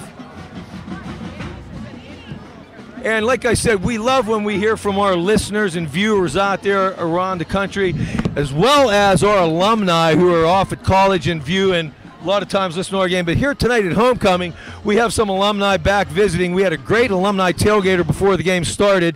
And we have Kate Kane, who just entered the booth here. Say hello to the Mount Lebanon fans. Hi, Lebo fans. You guys are amazing. Hi, Daddy-O. And we actually have some Lebo alumni that just entered the booth. My son Joe Pastufka, along with Bo Greenwood, defensive back at Worcester College. He is a starter as a freshman and is the 3rd leading tackler on the team, really making a dent in his freshman year. Good job, Bo. And here we go. Bart Barsik's teeing it off to start the second half. Nice, high, long kick. It'll be Kirsten at his own 6-yard line. He'll bring it up the middle. And he's going to be met right beyond the 25-yard line. Austin Graybill in there along with Tim McMullen. And they will take over 1st and 10 from their own 27-yard line. Again, nice job by the Mount Lebanon coverage teams. We're seeing a couple seniors in on the tackle, including Graybill. Also, Phil Johnson was in on the tackle. Knights will take over at the 28-yard line, 1st down and 10, trailing the Blue Devils 21-13 as we start the 3rd quarter. Okay, Salopek will line him up from his own 28-yard line. Hauser remains in the game at tailback. He's going to go one wide left, one wide right. He got a wing back actually to the left. Salopek drops, looks, has time. Now he's going to get pressured. He's going to keep and run out of there, and he's going to run out of bounds, but he's going to get about 6 yards on the gain. Mount Lebanon didn't put a whole lot of pressure on him in the first half. He had a little bit of time there, but then the defensive line was coming through. He was able to run and get out of trouble for about a 6-yard gain. Nice job from the left inside linebacker Sam Rolfson blitz. I actually thought he got held on the play, brought some nice pressure up the middle. Quarterback was able to escape. Mason Ventrone did a nice job closing out that play, preventing a larger gain. Rolfson, I think that's his 5th tackle here, doing a nice job in his first start with a 3-man front and a 5-linebacker look tonight. We had some movement up front. Looks like Coleman Coco jumped a little soon. I think J.B. Nelson might have been there too, but it's going to be offside Mount Lebanon, and that might get him a first down. We've not seen that happen very often. The Mount Lebanon defensive line under Coach Stilley been very disciplined so far this season. Have not seen many defensive offside penalties on that line, although we got one there. That's going to be enough for a Knights first down as they will commence this drive with their 3rd play at the 39-yard line in 1st and 10. 1st and 10 from the 39-yard line. They're going to go 3 wide, 2 to the right. Now they're going to bring Gustafaro in motion. Salopek's going to go deep down the right sideline for Rizzo. Incomplete, overthrown. Mason Ventrone on the coverage. Aiden Kane came over to help from his safety spot. Overthrown by a few yards. He did have a step, but it's going to go incomplete. It'll be 2nd down and 10. Boy, they've liked that, driving left to right. The Knights have 3 times tried to get it down the right sideline over Mason Ventrone. There again, Mason step for the wide receiver. You're not going to outrun Mason Ventrone to the outside. Good coverage by the sophomore cornerback. 2nd and 10, ball on the 39-yard line. Cants wide to the left. Rizzo wide right. Low snap, and it's going to be handled by Hauser. Salopek couldn't get the handle, and Hauser's going to make positive yardage out of it. Made something out of nothing. He's going to get about 5 on the play. Coleman Coco finally brings him down. Yeah, nice job by Hauser, the running back for the Knights. I didn't think that play was going to go anywhere. I thought J.B. Nelson had him in the backfield. There again, you see the athleticism of Coleman Coco coming from the left defensive end, making the play all the way across the opposite hash. Relentless effort by the senior, number 56, Coleman Coco. Brings up 3rd down and 7 from the 43. Norwin 2 of 6 on 3rd downs tonight. He's going to go 2 wide left. Oh, there's going to be movement. This is going to be a false start. Rizzo jumped the gun. He had the wrong snap count. So this is going to bring it back 5, and it's going to bring it back to around the 38-yard line where they're going to have 3rd down and 11. Yeah, Blue Devils get a little help there. Push the Knights further back. Boy, would like to see the Blue Devils generate a little more pass pressure the second half. With the Knights leading rusher out the rest of the game, you would expect the Knights to go back to the passing game. They had a lot of success in the second quarter, taking what the Blue Devil defense was giving them underneath the coverage. Going to need to get more pressure up the middle from that In fact, we went from our normal 4-man front to a 3-man front tonight, if that has anything to do with it. The Colgate recruit Coleman Coco here on the left end, giving some pressure. Salopek's pass, going to be complete. Nice catch. Cants hauls it in. It's going to be enough for a Norwin first down. Yeah, really nice job by Cants coming back to the ball, catching it, then turning upfield and extending just enough to get the Knights first down. These Knights keep battling here in the 3rd quarter. As we said, every time the Blue Devils have scored, the Knights have found a way to answer the bell. First drive of the second half, they pick up 2 first downs and are already at midfield against the Blue Devils. 3rd quarter, 10:28 remaining, 1st and 10, ball at the 50-yard line.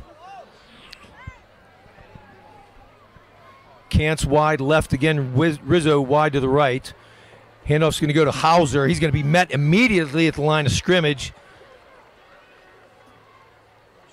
Looks like Johnny Naylor came in there along with Kyle Duty. Yeah, and there'll be no gain on the play. Nice job by Johnny Naylor at the point of attack. Got right into the hole, blew the play up, allowed Kyle Duty to scrape, come in clean. Kyle, really a great form tackler, dropped his shoulders, drove right through the running back for no gain. No gain, 2nd down 10, 50-yard line.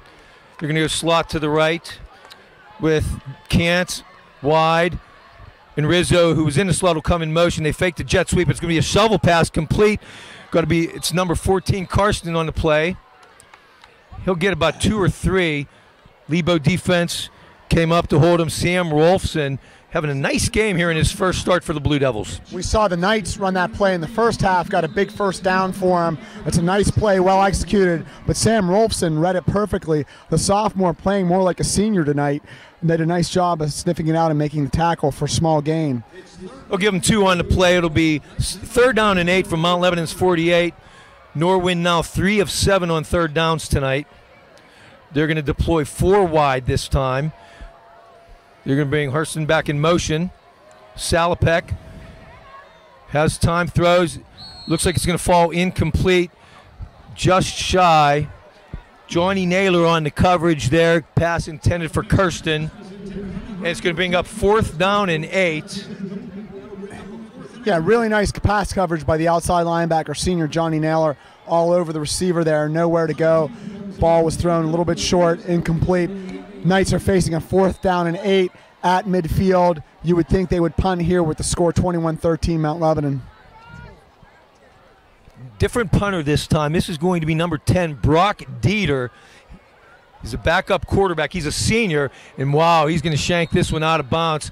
This was not a good punt. Let's see where they walk this back to. The officials coming up the sideline here. Oh, my God, he got quite a generous angle. The ball looked like it landed around where the official stopped at, which is the 35-yard line. But I got to tell you, Brian, I mean, I think he could have came another 5 yards up on the angle that went out of bounds on. Yeah, I think you're right, Denny. There you're seeing the threat of Aiden Kane back at punt returner. The Knights clearly wanted to get the ball out of bounds, keep it away from Kane. There the ball got shanked, and Blue Devils take over with nice field position at the 34-yard line ahead, 21-13 with 8:58 remaining in the third quarter. So it will be only a 14-yard punt. Stalker, he'll hand off Lesota, cuts off the right side. He's going to be met just shy of the 40-yard line. Nice gainer. He'll get about 5 or 6 here on 1st down. Mount Lebanon all night has had success running the ball on 1st down. It seems like they're always picking up 5 or 6 yards on their 1st down, which allows the offense to get a lot more creative on 2nd down when it's 2nd and 4th or 5. Inside linebacker Luptak on the tackle there. Low snap, Stalker handles it, complete to Kane on the screen. He's going to cut back to the middle, and he's going to be up close to a 1st down. I think he's going to be just short, but he'll take the bubble screen, cuts it back to the middle. Looks like he's going to be about a yard shy of a 1st down, bring up about a 3rd and 1. And there again, you see some physicality by Aiden Kane, not afraid to take the ball and go right up the middle with it off that short pass. They did give him a 1st down on, so it's 1st and 10. Lesota takes the handoff up the middle. Grinds for maybe 2 or 3 on the play. Tackle made by left end Jake Smetic. Well, Ryan Goggins did a nice job filling in at center for Nathan Hughes. The senior who usually plays tackle or guard is now at center, his 3rd different position on the offensive line this season. 2nd and 7, ball on the 47. Kane in motion. Stalker looks, flags on the play. Stalker's looking, has time. He's going to finally throw it away. Oh, intercepted! Whoa! Ball was intercepted by Gage Luptak. Let's see what this flag is, but James, I thought, was just going to throw it away there and kept it in bounds, and Luptak went up and made a nice catch. The call is going to go against Mount Lebanon, so this penalty will be declined, and the ball is going to go over to Norwin after the interception. Yeah, I'm sure James would love to have that one back. Not a great decision there. Haven't seen James do that very often this season. On that play, interestingly, they brought Aiden Kane in motion, Denny, which we thought they might try to do more of to get him open. They clearly were trying to get him up the sideline, but well covered. They had rotated the safety over. Aiden was really double covered down the right sideline. James looked there first, couldn't find anyone, held on to the ball, then tried to make a play like a lot of playmakers try to do, and it was picked off at midfield, where the Knights take over 1st down. 7:36 remaining 3rd quarter. Mount Lebanon up 21-13. Norwin takes over at midfield. Salopek drops. Has time again. Looks, rolls to his right, throws to the right sideline, complete. Rizzo, nice catch. It'll go for a 1st down for Norwin.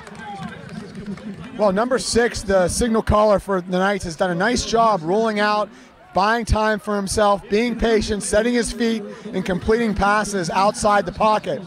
I will say on that play, though, we blitzed Timmy McMillan, number 29, and I think he got tackled on the play, Denny. I was surprised there was not holding on the Knights on that play. Irrespective, they pick up 15 yards and are in Mount Lebanon territory at the 35. 15-yard gain on the play, 1st and 10 from the 35. The big sophomore Sloan back in at nose tackle now for Mount Lebanon. Salopek looks good, sophomore quarterback. Expect great things from him over the next 2 years. Handoff goes to Hauser. He spins out of 1 tackle. He'll get maybe 2 on the play. Stop made by Kyle Duty. Again, the sophomore Sam Sloan busts through the A-gap 4 yards into the backfield. He is going to be a load to block this season and seasons to come. Give him a yard on the play. 2nd down 9, ball on the 34-yard line.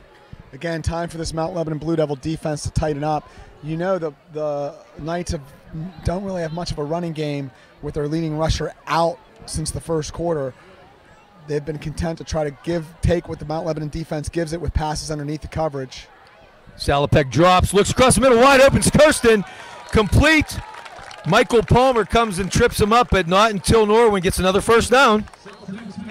Yeah, well read by the Knights there. Locked the wide receiver, running back up on the linebacker, crossed the middle in between the hashes. Open, nice tackle by Michael Palmer to prevent the play being for more yards. But again, another Knights 1st down. 14-yard gain, 1st and 10 Norwin, ball on the 20-yard line. Going to go 4 wide this time, 3 wide left, 1 wide right. Hauser in the backfield with Salopek. Salopek drops, looks. Here comes sophomore Sloan chasing, and Salopek's going to throw it away out of bounds. Oh, and the flag comes down. It looks like we may have intentional grounding here. Yeah, Denny, that was definitively a late hit by the Mount Lebanon Blue Devils there. Yeah, that's going to be a 15-yard penalty. Oh, boy, I thought it might have been a grounding. No, it's a personal foul. Late hit Mount Lebanon.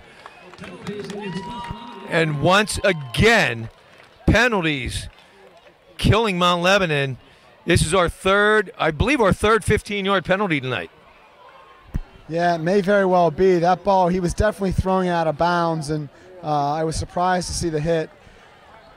Quite late.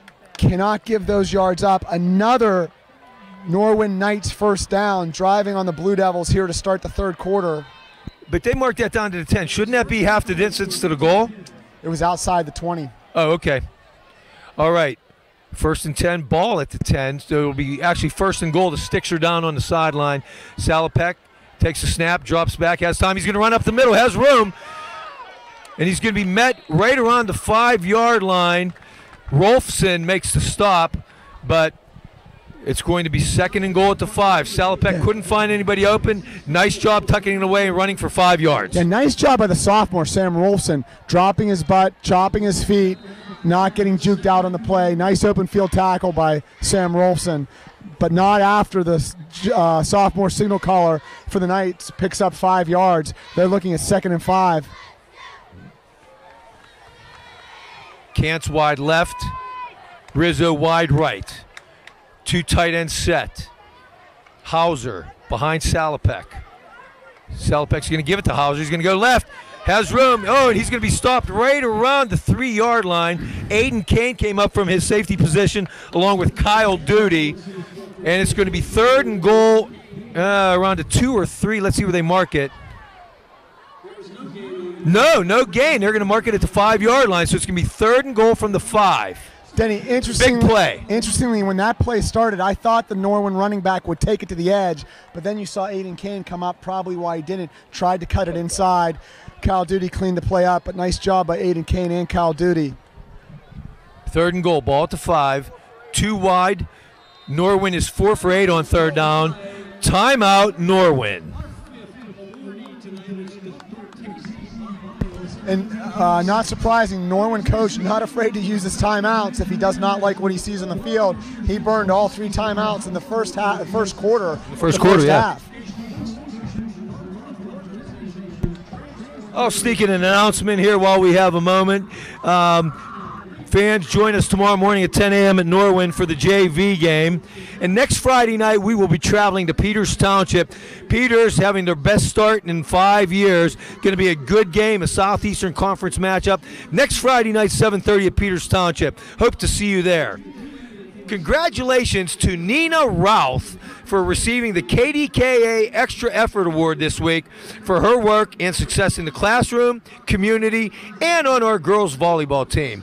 Way to go, Nina. 4:47 remaining, third quarter. Mount Lebanon 21, Norwin 13. Norwin threatening, third and goal at the 5. Let's see if the Lebo defense can put up a stand here.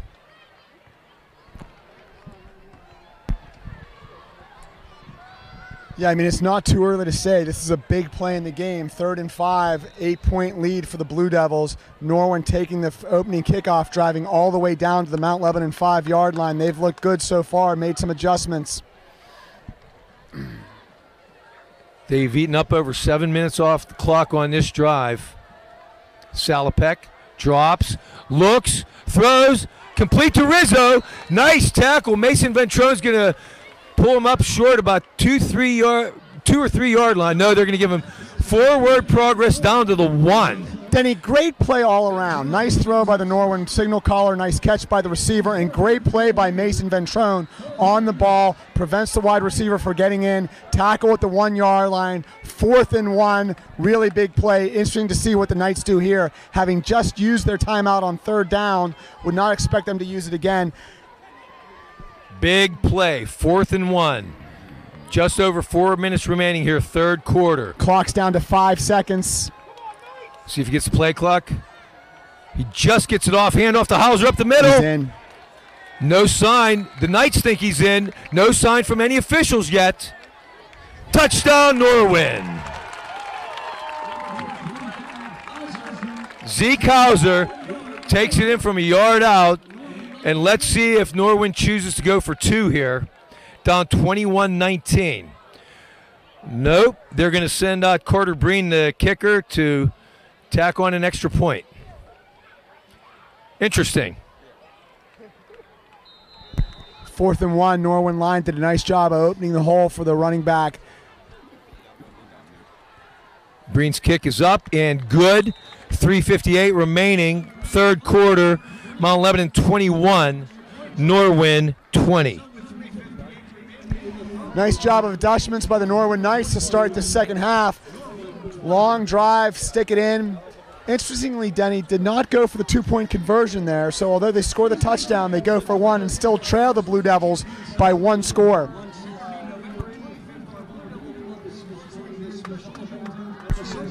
And there you saw a mix by the Knights, running and passing to start the second half. Set up. Scoring drive with 6 plays and 50 yards. Like I said, 3:58 now remaining, third quarter. Mount Lebanon clinging to the 1-point lead. And we set it to end a half. The Knights have found a way to answer the bell every time you think the Blue Devils are going to start to pull away. The Knights come back, play hard, and find a way to almost even the score against the Blue Devils. So let's see if Mount Lebanon can answer once again. Breen's going to kick it away. Drew Vaughn deep along with Michael Palmer.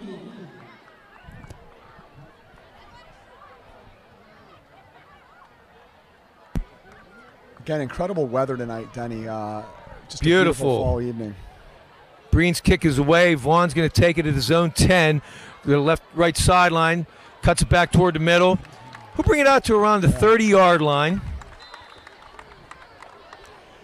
That angle situational kick to the sideline, not an easy play to field as the long returner. Andrew did a nice job of fielding it, staying in bounds, and then turning out, bringing it all the way out to the 30-yard line. Blue Devils start their first possession in the second half with decent field possession at their own 30 with a 1-point lead.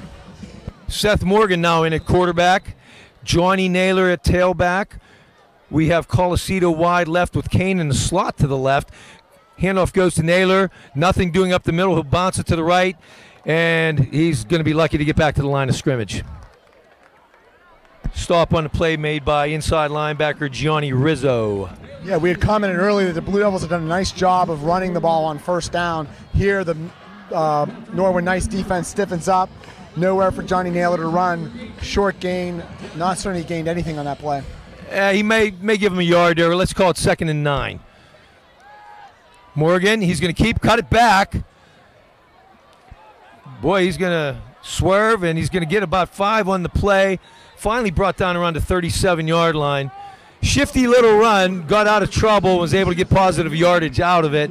Stop is going to be made by number 2, Zach Begg, but it's going to bring up 3rd down and about 3 for Mount Lebanon. Yeah, nice job by Seth Morgan reversing field there, finding a couple extra yards and making it a 3rd and short. Handoff goes to Naylor, busted up the middle, real close to a 1st down. I believe he did get beyond the 40. He did. John Pickett on the tackle for Norwin, but it will be enough for a Mount Lebanon 1st down. They're going to move the chains, ball at the 40-yard line. Yeah, nice run by Johnny Naylor. Again, that big, powerful forward lean by the senior running back. Kane in motion. Morgan looks. He'll throw to Kane, complete. Makes a little move. He's only going to get about 4 on the play. Coming up to make the stop, cornerback C.J. Taylor. Yeah, again, now you see the Blue Devils. That's a couple different times we've brought Aiden Kane in motion to try to get him open away from the double coverage. Seth Morgan spotted him immediately for a nice 4-yard pickup. Michael Frailino now in at left guard for Mount Lebanon. Pitch goes to Naylor. We got flags in the backfield. Yeah. It looks like it's going to be a hold on Mount Lebanon, and they're going to bring it back. Yeah, Benny Green was done a nice job this whole evening at fullback there. I think he might have caught a little cloth. Ben Greenwood may have been the guilty party there as he dragged down in the backfield, but we'll march it back, and Mount Lebanon will repeat 2nd down.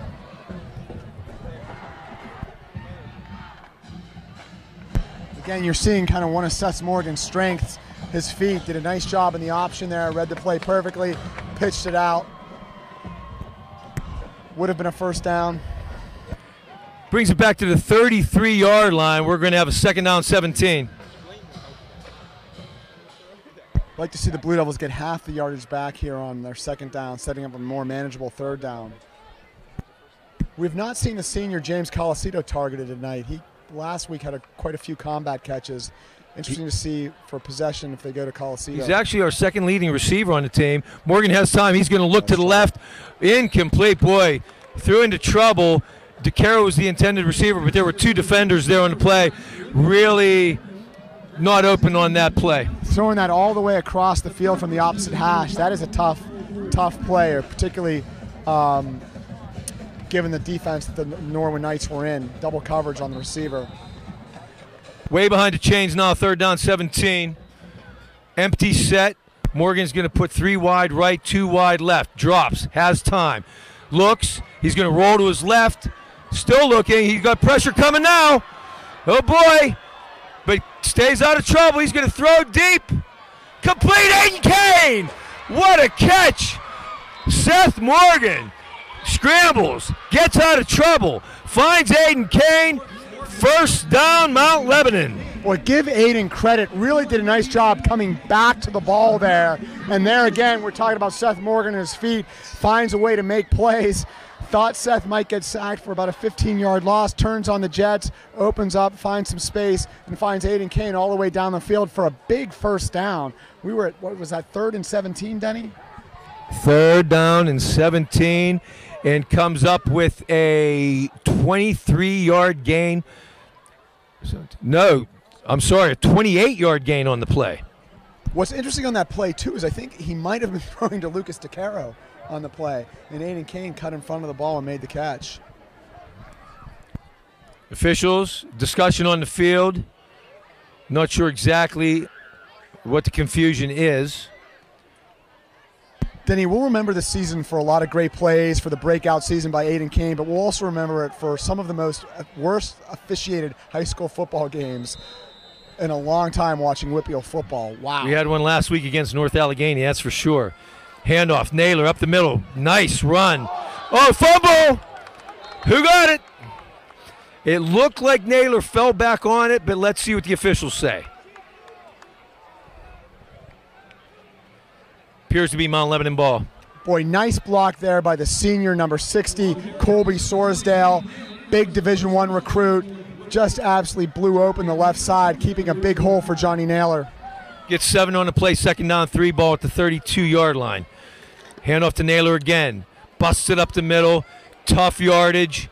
I think he crossed the 30. I think it will be first down yard. It's going to be close. Real close, Denny.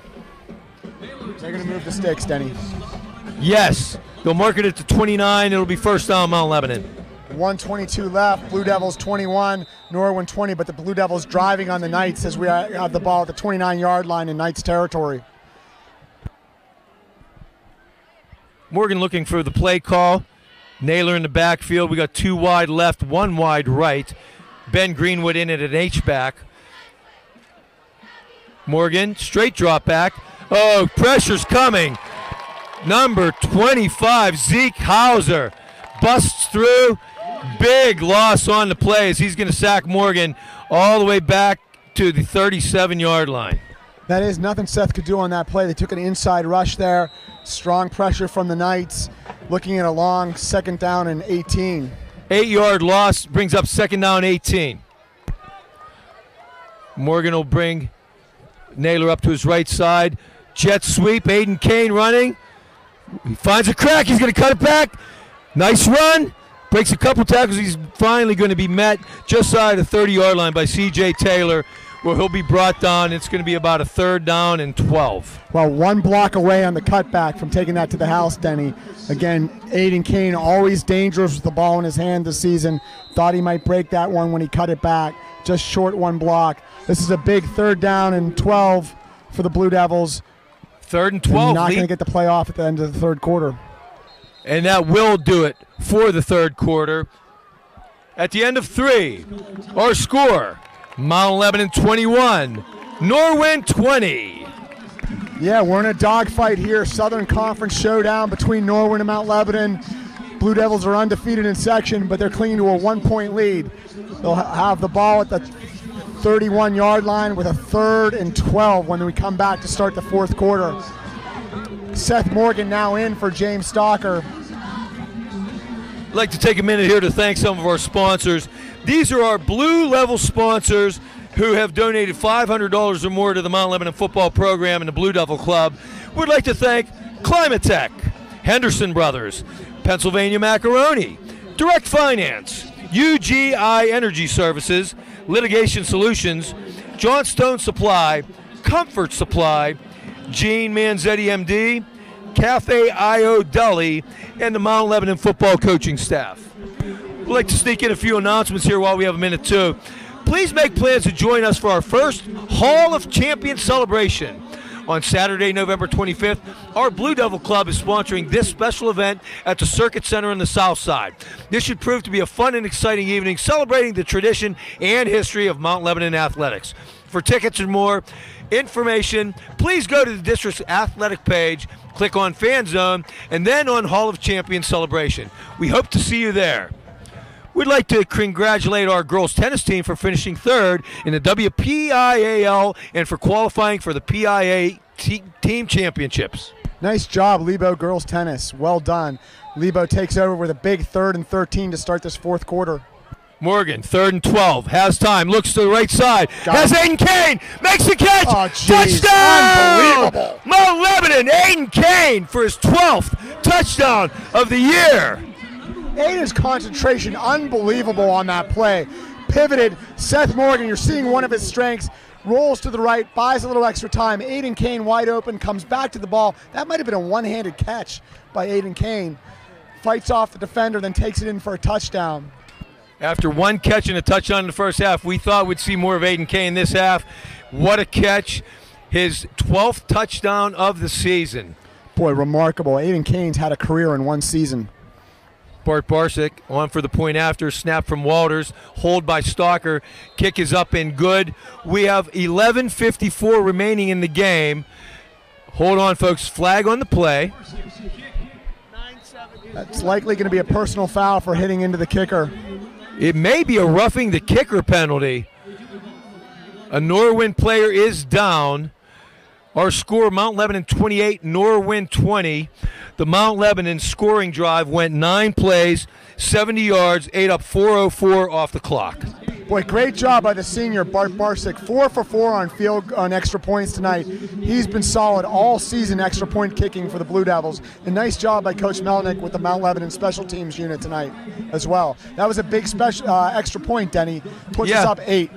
Bart Barsick, first-year kicker, even though he's a senior, was a soccer player, decided to come out for place kicker, and has done a heck of a job for us this year. His kickoffs have been good. As you've seen tonight, they've all been inside the 10-yard line. His extra points have been good as well. So great job for a first-year kicker coming onto the scene. Yeah, tremendous. And with 11:54 left in the fourth quarter, it's Mount Lebanon 28, Norwin Knights 20 in this Southern Conference showdown between Mount Lebanon and Norwin. Trying to get the number of the player for Norwin. He's still down around the 10-yard line. He's still laying on his back. I'm not sure if that was the player that was called for roughing the kicker or not. It was, Denny. Okay. It was, yeah. Yeah, we're still trying to see a number he's laying down, and we're blocked from the view. I'll sneak in a couple more announcements here while we have a moment. Congratulations to our boys and girls cross-country teams for defeating Trinity and Bethel Park this week in section play. The boys finished their section at 8-0, the girls 7-1. The boys cross-country team is ranked number 3 in the state of Pennsylvania. Congrats to the boys cross-country team. Congratulations also to our girls soccer team for getting 2 big section wins this week against Bethel Park and Peters Township. We actually have Tucker Donati, alumnus, outside linebacker from last year's team, who just joined us in the booth, and his sister. We have Tucker here, his sister Kendall Donati, one of the stars, a freshman on that varsity soccer team. And we finally do it. That was Rizzo, starting wide receiver and linebacker, who's getting slowly off the field. Does not look good. He's limping, really favoring that left leg. Denny, you know, we've said it all night. The Norwin Knights have found a way to answer the bell every time Mount Lebanon scored. Let's see if the Mount Lebanon defense here can turn the tide, shut them down, get the ball back to the Mount Lebanon Blue Devil offense with 11:54 remaining in the fourth quarter. Also, it was great hearing you rattle off some of the success of the other Mount Lebanon sports teams as well. John Grogan, the athletic director at the helm since 2000, has done a nice job running the Mount Lebanon sports programs. A lot of success we've had at Mount Lebanon in fall sports and winter sports, spring sports, whatever it may be. Great job by the administration, kids, coaches. The 15-yard roughing the kicker penalty will be assessed on the kickoff, so Bart Barsick will be teeing it up from the Norwin 45. And he's going to kick it deep, and this is going to go through the end zone. And Norwin will take over 1st and 10 from their own 20-yard line. Yeah, well done by Bart Barsick there. Not giving the Knights a chance to return it. And boy, you know, Seth Morgan enters the game, can really do a lot with his feet. And I don't know that, you know, in the Whitfield this season, I've seen another passer throw a touch pass quite the way Seth does, particularly when he gets outside the pocket there. And to think he's not even starting. And folks, if you don't know or didn't remember, in our game against Pine Richland, he threw for 468 yards, which is the 6th biggest yardage total ever in WPIAL history. Salopek's going to line him up from his own 20, 1st and 10. He's going to throw, complete to the left side. That'll be Dylan Kantz on the catch.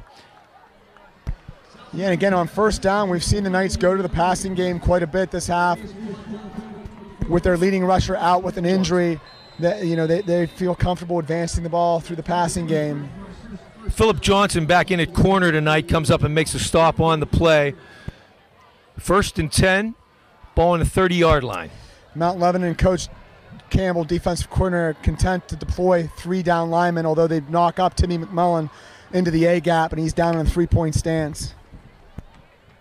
Salopek drops, looks, throws across the middle. Oh! In and out of the hands of number 8. That's Gage Luptak. Yeah, nice pass by the Knight signal caller. Laid it right in between the seams, right to the wide receiver. Could not handle the ball. It'll be 2nd and 10 for the Knights. Ball on the 30-yard line. Mount Lebanon had 28-20 with 11 minutes, 20 seconds left in the fourth quarter of this Southern Conference showdown. Got Zach Begg wide to the right. And it looks like Kirsten in the slot. Handoff's going to go to Hauser. He's going to take it around the right side on sweep. Johnny Naylor comes up, trips him up. Finally going to be knocked out of bounds. Kyle Duty there to push him out, along with Mason Ventrone. Yeah, well played by the senior John Naylor. We've talked about him a lot on offense, but playing a really nice game at outside linebacker there, just patiently held contained, nowhere for the running back to go, cleaned up by the other Blue Devils in pursuit. It'll be no gain on the play, so it'll be 3rd and 10, ball on the 30-yard line. Again, still a lot of time left, so a little early to start calling third downs critical, but a 3rd and 10, it'd be nice to see the Blue Devils stuff the Norwin Knights here. Well, Norwin is 3 of 10 on third downs tonight, so let's hope Mount Lebanon can keep that percentage going. Salopek drops. Cumminghar's Coco, and he's going to be brought down. Coleman Coco comes from his left defensive end position in pursuit, finally brings him down. It's going to bring up 4th down for Norwin. That might break the stalemate between Ryan Gaughan and Coleman Coco for leading sacker on the team. Coleman Coco picks up what I believe is his 5th sack of the season. Nice job by relentless pursuit by Coleman Coco. Here comes the punt return team for the Blue Devils and the punt team for the Norwin Knights. Number 10, backup quarterback senior Brock Dieter will punt it away. Aiden Kane deep to receive for Mount Lebanon. Yeah, let's see if the Knights punt to Kane here or just punt it out of bounds. And Aiden Kane's going to call fair catch.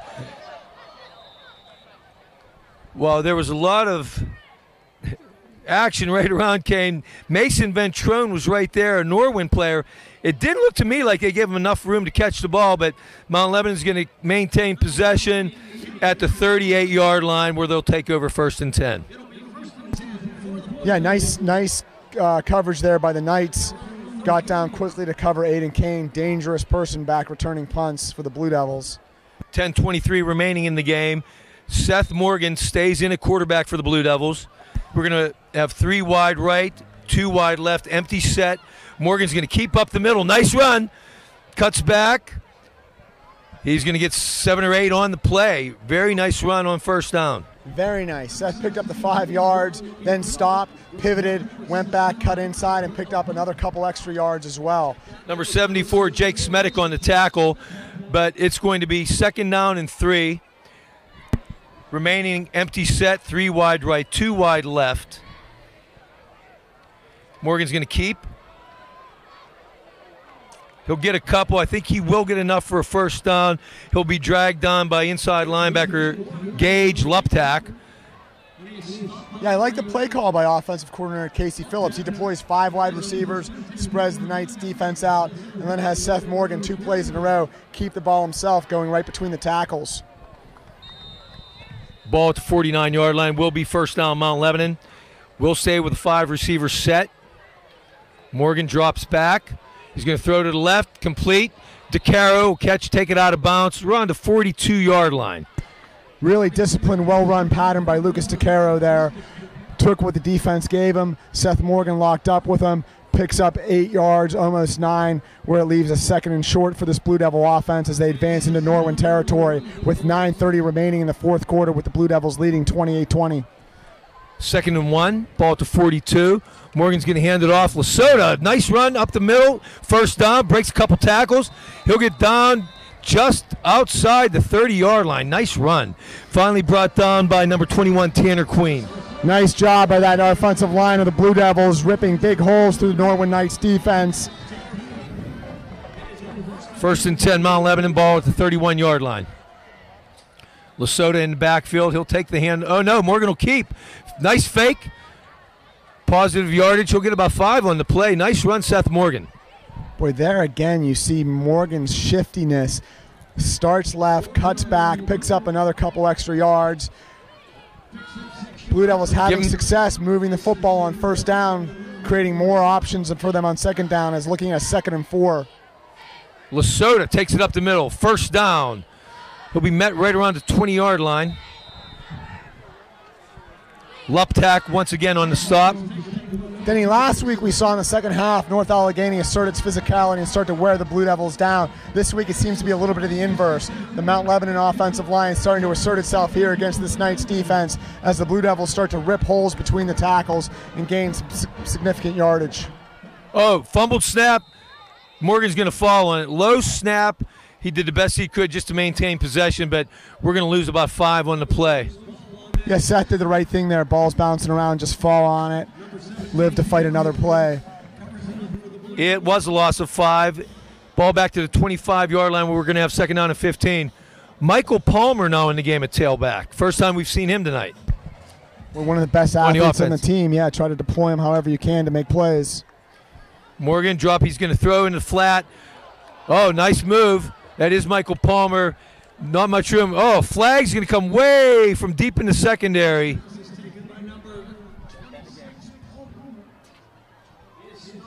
Let's see what the call is here.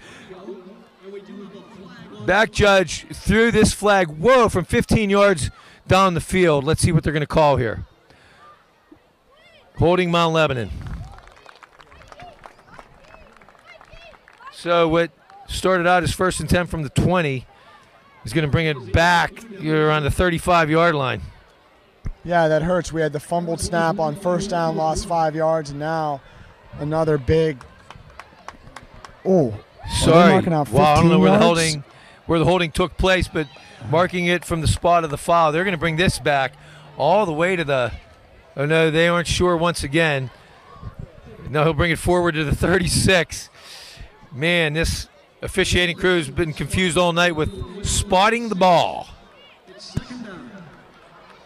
So it's going to be 2nd and 26 from the 36-yard line.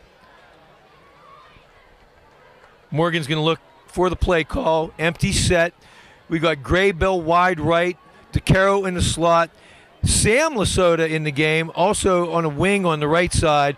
And you got Kane in the slot to the left, along with Colasito wide.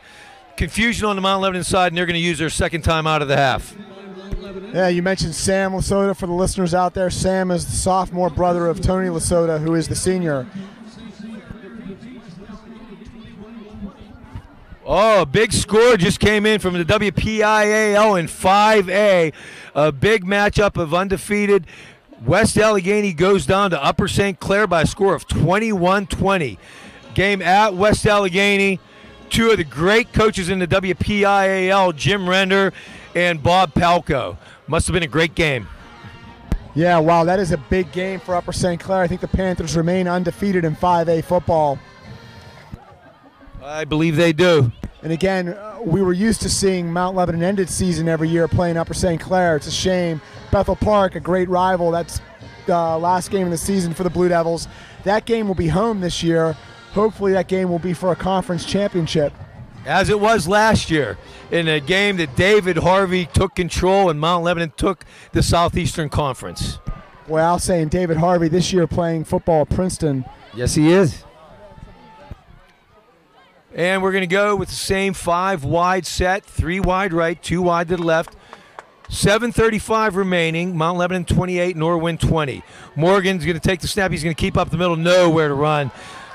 Number 50 for Norwin. That's Zach Turkowski meets him. Nothing doing. Yeah, that play had been successful this drive with Morgan finding room up the middle. That time Norwin Knights sniffed it out. Well played and disciplined by the Knights defense. We're looking at a 3rd down and 25 with 7 minutes and 12 seconds left. Blue Devils up 28-20 at home. 3rd down, 26. But Mount Lebanon faring well thus far tonight. 8 of 11 on 3rd downs. Morgan keeps, rolls left, being chased. He's going to make hay again out of nothing. He's going to throw, complete pass. We got flags. We probably got holding in the backfield. Nice Graybo job. comes up with a catch, but I'm thinking this is coming back. Yeah, nice job by Austin Graybo coming back from the ball. The big senior wide receiver comes back, makes a nice catch when Seth Morgan's able to scramble out of the pocket. I got to tell you, Mount Lebanon's got to be approaching 100 yards in penalties tonight, if they aren't already over. Yeah, 2 games in a row, Denny, were just too many penalties. We were down to the 20-yard line, 1st and 10 on this drive, and we are all the way back to our own 40-yard line. Folks, that brings up 3rd down and 50. Denny, what play do you usually call on 3rd and 50? Do you have one? Quick kick. So, Graybill wide right. Kane in the slot to the left. Colacedo wide left. Kane in motion. Lesota in the backfield. They'll just try to get better field position here, and Lesota does a nice job of it. He's going to get about 17 yards on the carry, but still that'll going to bring up 4th and 33. Hauser and Thrift on the stop for the Knights. Yeah, I like the call by Coach Melnick. Safe. Tony Lesota running hard, picks up 17 yards, obviously well short of the Mount Lebanon 1st down. But Lebo will go for it here on 4th and long. Wonder if we're going to see our 3rd pooch punt of the night. I would expect it. Seth Morgan, last time we did this, got off a great 40-yard punt.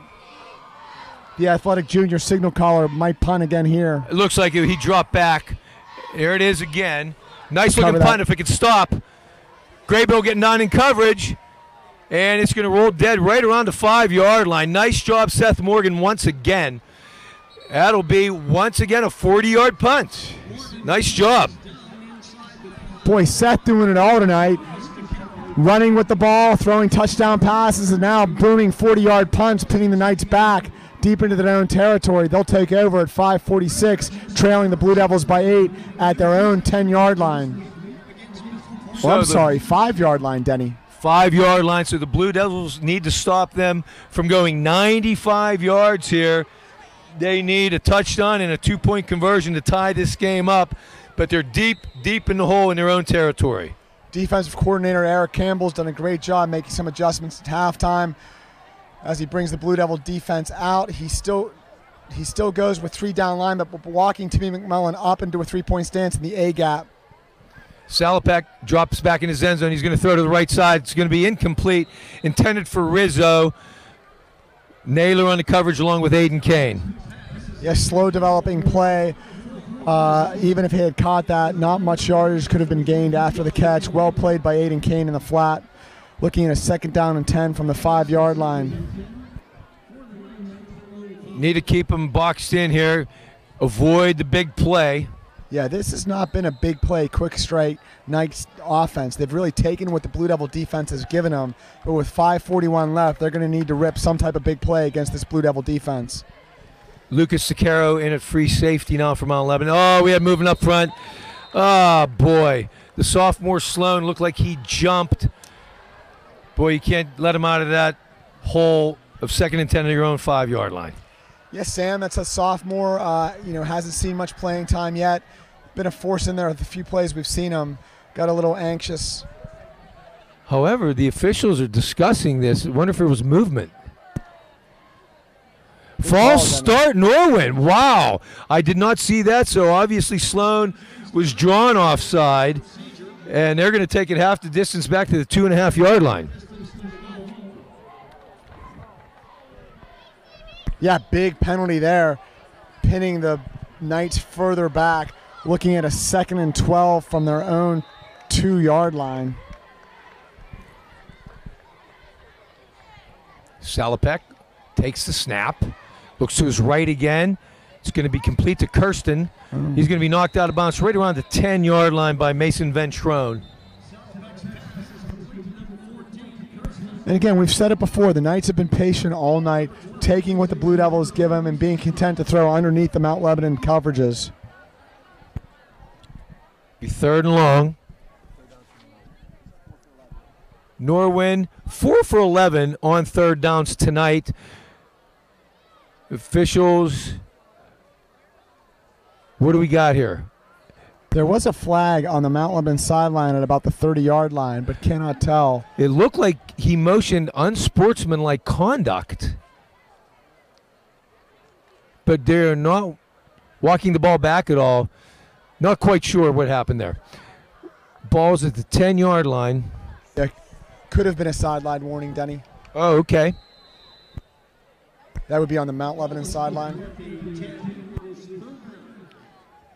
Ball on the 10. 3rd and 5. Norwin 4 of 11 on third downs. They'll put 3 wide left, 1 wide right. Hauser in the backfield. Salopek has time. He's going to throw to Hauser in the flat. Naylor misses the tackle. Coming up to make the tackle is Ryan Gaughan, along with DeCaro, but it will be enough for a Norwin first down. Great effort by the senior Ryan Gaughan, defensive lineman, rushes the passer, then gets back into play in the flat to try to help make the tackle. Johnny Naylor done a nice job all evening covering the flat and holding the perimeter. Came up, broke down, just couldn't finish the tackle there. Cleaned up by Ryan Gaughan and Lucas DeCaro, the junior. Just over 5 minutes remaining here in the game. Mount Lebanon up 28-20. Salopek drops, has time again, cuts across the middle to Rizzo, diving to make a stop. Aiden Kane coming up from his safety position, but they will get some positive yardage on the play. Very frustrating there, Denny. Long, slow developing play. The wide receiver came all the way across the field on a drag, and lack of pressure allowed the quarterback to wait patiently for the play to break open. Norwin front 5 doing a nice job keeping Mount Lebanon defensive front out of the backfield, giving Salopek time. We've seen this all night. The Norwin Knights very well coached, patient on offense, taking what the Blue Devil defense gives them. Kirsten in motion. He'll cut it upfield. Salopek, here comes Coco. Here comes J.B. Nelson, and Salopek gets out of it. Still running, looking, throwing. Out of bounds, incomplete. He actually threw it up into the bleachers, into the stands. Yeah, nice job by the sophomore Sam Rolfson coming up, finishing that play off. There is a flag on that sideline. Will this be intentional grounding? It did not look like we hit the quarterback late, so I don't think it could possibly be a personal foul. Let's see the call.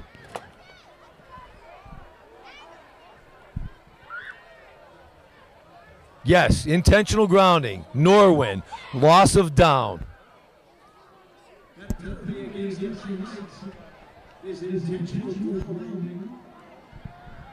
Hadn't mentioned also, folks, that senior number 24, Philip Johnson, is back in at corner.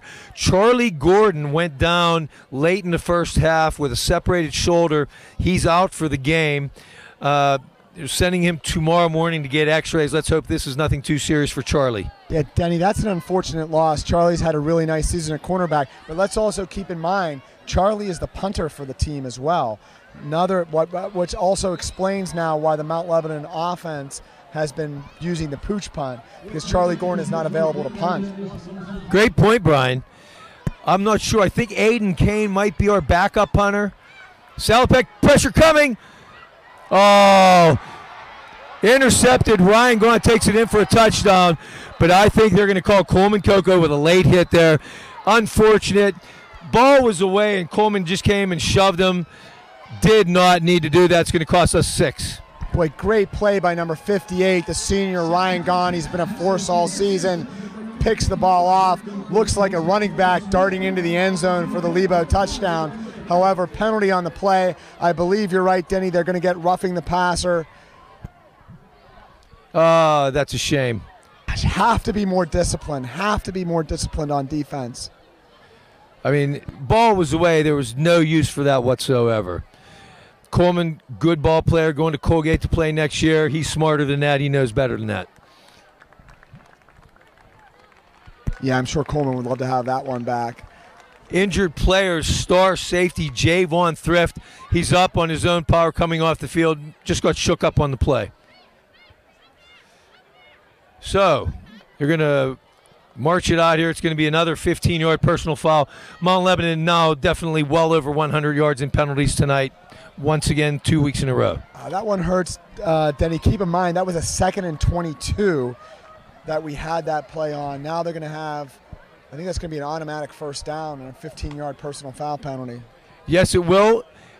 Game would have been over after that play. Mount Lebanon would have been up by 15. Instead, life for Norwin as they're going to bring it out now to the 30-yard line. 4:27 remaining. One last gasp effort here for Norwin. They have plenty of time left. They have 70 yards to go. Yeah, the Norwin Knights looking at 2 timeouts with 4:27 left. They've battled the entire night, answered the bell every time against this Mount Lebanon team. Should be an interesting fourth quarter as we have 4:27 left. Salopek takes the snap. Looking left. He's going to throw left. Kirsten incomplete. Phil Johnson comes up on the coverage. Little bit of high throw. Oh, and Kirsten comes off the field holding his knee. Yeah, Phil Johnson read the play perfectly, and Phil can bring the wood. Hard hit on the wide receiver there. Nicely read. Denny, interesting. So it's third down. So did they, on the second down play, they just repeated it was not automatic first down? Right you are. Huh. Interesting. I thought automatic first down on a personal foul. So did I. Definitely in college and pro, but we got to polish up on our high school rules, I guess. Whistle. False start, Norwin. And Denny, you mentioned that it was one of the fastest first halves of Mount Lebanon Blue Devil football, but this second half has slowed down tremendously. Past 10 o'clock, as we're used to. I don't think we've had a game under 3 hours all year, and here we are again, inching up on that time. 15 minutes ago, they called the completion of the St. Clair West Allegheny game, and here we are. We're still 4:21 left in the fourth quarter. Every week, by the end of the third quarter, we're getting finals here delivered to our booth. Nothing changed tonight. Now it's going to be 3rd and 13 after the penalty. Play clock down to 3. Salopek looking, splits the Mount Lebanon defense. Going to get yardage, going to run it out of bounds at the 36-yard line. He's going to be a couple yards shy of a first down. He does a nice job getting out of trouble, though. We had pressure coming in, 2 Blue Devils chasing him, and he got out to about, it looks like the 35-yard line. Michael Palmer ends up knocking him out of bounds. It's going to bring up 4th down and 3. Play of the night for Norwin. Absolutely. This is the ball game right here. 4th down and 3. You know, got to assume the Knights are going to pass on the Blue Devils. Let's watch that shuffle pass. They've tried a couple times with bringing the wide receiver in motion and shuffling it to him at full speed right between the tackles. We have linebacker Tim McMullen now lining up in a 3-point stance. He's down lineman as a defensive tackle. So we do, in essence, have a 4-man front on this play. Salopek looks, being chased. Here comes Ryan Gone. He's going to sack him. Or wait, it is Coleman Coco. Sorry, folks, number 56, not 58. Coleman Coco redeems himself after the penalty and is going to sack him for a big loss. Ball over on downs to Mount Lebanon. Boy, another big play by Coleman Coco. We've said it all season. That's his 2nd sack of the evening, his 6th sack overall. But, Denny, that play was made. They were looking for one receiver. He was locked up on 1-on-1 coverage. Phil Johnson had him the entire way, covered him like a blanket. Nowhere to go. There was no secondary option, allowing Coleman Coco to get the sack. Well done by the senior cornerback, Philip Johnson, in coverage. 4:05 remaining. Mount Lebanon 28, Norwin 20. Mount Lebanon takes over at the Norwin 26-yard line. Morgan hands off Lasota up the middle. He'll get a few, maybe 3 on the play. Brings up 2nd down and 7. Denny, for fans of Mount Lebanon Blue Devil football, they can meet the team after the game at Primanti's across from the Galleria. If you want to have a sandwich and a cold beverage. For those of age. All right, 2nd and 7. Morgan lining them up, letting the play clock run down. Going to run option. He's going to keep.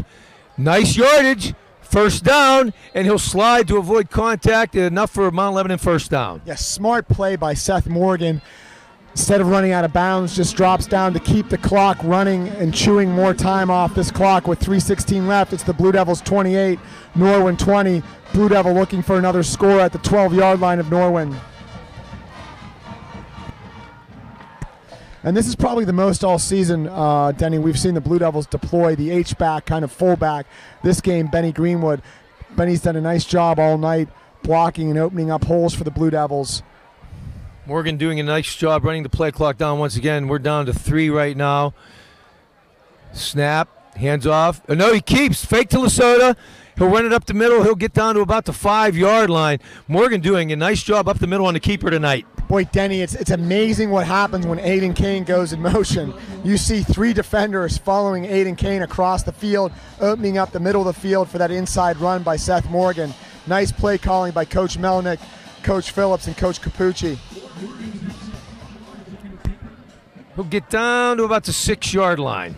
Denny, we've not talked about it enough, but a great night by the Mount Lebanon offensive line, really coming off the ball hard, opening up holes for the Blue Devil runners, whether it's Morgan, Lesota, or Naylor. This time it's Lesota.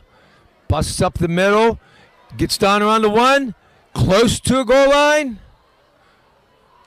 Just going to be short. They're going to mark it just inside the 1, it looks like.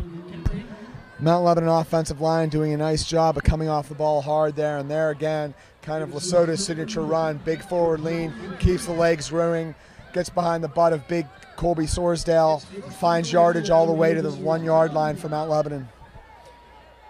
Clock down to 1:40 and winding. 15 seconds on the play clock. Morgan doing a nice job of eating that clock. Down to 1:30. Play clock down to 5. Morgan will hand it off to Lesota. He's going to bust it into the end zone for a Mount Lebanon touchdown. Tony Lesota. That'll be his 5th touchdown of the season. And Mount Lebanon now up 34-20 with the extra point yet to come. Boy, nice job by the Mount Lebanon offensive line there. You've got Ryan Gahn at center, Michael Folino at guard, big Colby Sorsdale at left tackle, Nathan Hoagland at right guard, and J.B. Nelson at right tackle, doing a nice job of taking this game over in the 4th quarter. And again, as always, Tony Lesota running hard, big forward lean, legs moving the whole time. Rips it in for the Mount Lebanon touchdown, 34-20 with 1:20 left. Barsick on for the extra point. Kick is up and good. 35-20 Mount Lebanon with 1:20 remaining. Nice job by Bart. Again, another night perfect on extra points. 5 for 5 for the senior Bart Barsick. Mount Lebanon scoring drive, 5 plays, 26 yards, 2 minutes, 45 seconds. Denny, we talked at the outset, this was a chance for Mount Lebanon to reestablish itself in conference play after a tough out against North Allegheny. Really impressed with the Blue Devil offense. You know, mixed it up quite a bit with the run in the pass, got a lot of different people involved. Offensive line kind of coming back nice and strong. Sets it up for a really nice game this coming week at Peters Township. The big 6'5" quarterback, senior Jake Cortez for the Indians. Should be a nice matchup out of McMurray, PA. Probably grab some Fiore's pizza on my way out before the game. Very good sophomore wide receiver, Josh Casilli for Peters Township. He had a good game against us as a freshman last year, doing great things as a sophomore receiver for them this year. Going to be a great matchup next week. Looking forward to next Friday night. Yeah, Blue Devils on the verge of moving to 4-0 in conference play. Well positioned for another Southern Conference championship. That next Friday will be a big game for our Blue Devils as they hit the road. And with 1:20 left, Barsick will quick kick it away. Line drive kick. It'll be taken by Thrift. He'll get a few yards on it, and that'll be it. Been a nice job the whole evening by the Mount Lebanon coverage teams. Not much room for the Knights to return the ball. They'll take it over with 1:13 left in the 4th quarter, trailing by 15 at their own 29-yard line. So Salopek's going to bring them out. Mount Lebanon defense should give a little bit of cushion here. 1:13 remaining. You know they're going to be throwing the ball, and they're probably going to have to throw it deep, down 2 scores this late in the game. And let's applaud the 2 big senior defensive ends for Mount Lebanon, Ryan Gahn and Coleman Coco.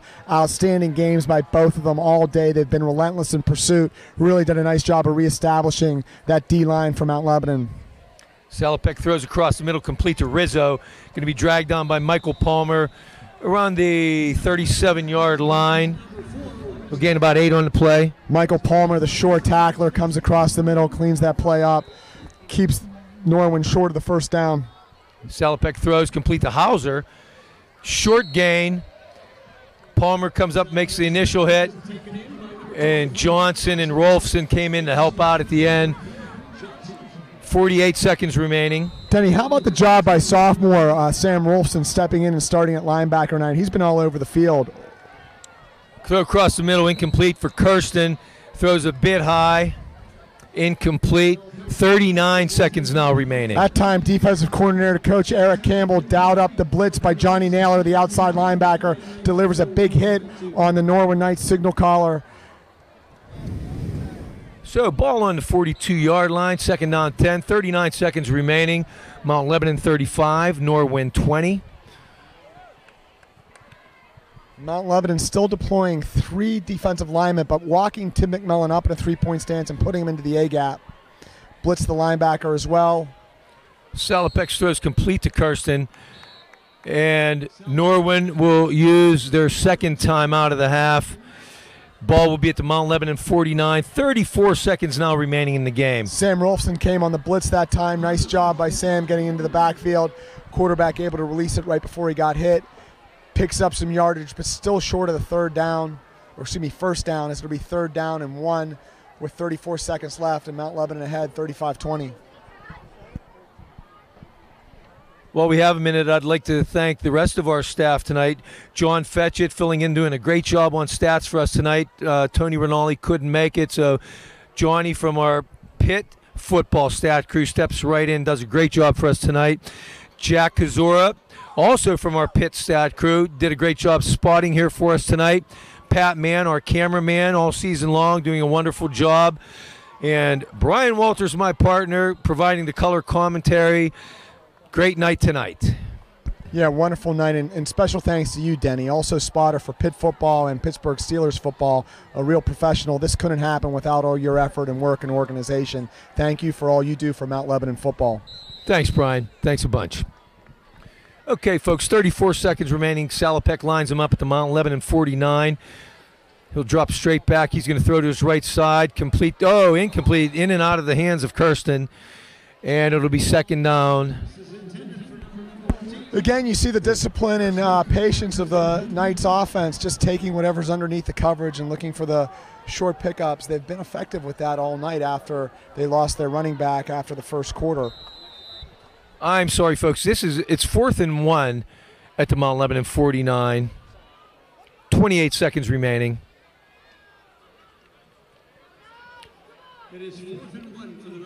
Norwin will line them up with 3 wide to the left, and they're going to have 2 wide right in an empty set. And Salopek is going to take the snap. He's going to roll right. He's going to throw deep to the right sideline. Michael Palmer has receiver Hauser out of the backfield tied up, and it'll fall incomplete. Ball over on downs to Mount Lebanon. Good coverage by the junior Michael Palmer, number 26, had the wide receiver locked up the whole way. Nowhere for Norwin to go. Ball falls incomplete. It'll come over to Mount Lebanon, and we can put this one in the W book, Denny, with 21 seconds left and a 15-point lead. Mount Lebanon will go to 5-2 overall, 4-0 in the Southeastern Conference. Norwin will fall to 3-4 overall, 2-3 in the Southeastern Conference. Yeah, we need to get some people healthy too, Denny. We had Nathan Hughes out this game, and also Cam Powers, second game in a row, who'd been having a really strong season. Hopefully we can get Cam back for the big showdown next week at Peters Township. And Mount Lebanon will take the victory formation. Seth Morgan will take the final snap of the game here, and he'll take a knee. And that'll about do it, folks. As Mike Melnick will lead his Blue Devils across the field to shake hands with the Norwin Knights. And that'll do it, folks. From Mount Lebanon Stadium, our final score, Mount Lebanon 35, Norwin 20. Thank you, Denny. It was a fun game, and really looking forward to what happens next week as Mount Lebanon takes on the Peters Township Indians at Peters Township. You know, that they win that game, and it will be for a conference championship, the last game of the season, home against Bethel Park, because the Penn Hills game is not a conference game. So, right, Penn Hills up to number 2 in the 6A standings this week, and they have a big game tonight.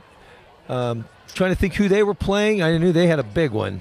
Was Pennell's playing NA, Denny? Yes, they were. They were Yeah. at North Allegheny tonight. Anxious to hear who won that game. But anyway, signing off from Mount Lebanon here for my partner, Brian Walters. This is Denny Pastufka saying so long from Mount Lebanon Stadium. Our final score, Mount Lebanon 35, Norwin 20. Go Lebo. So long, everyone.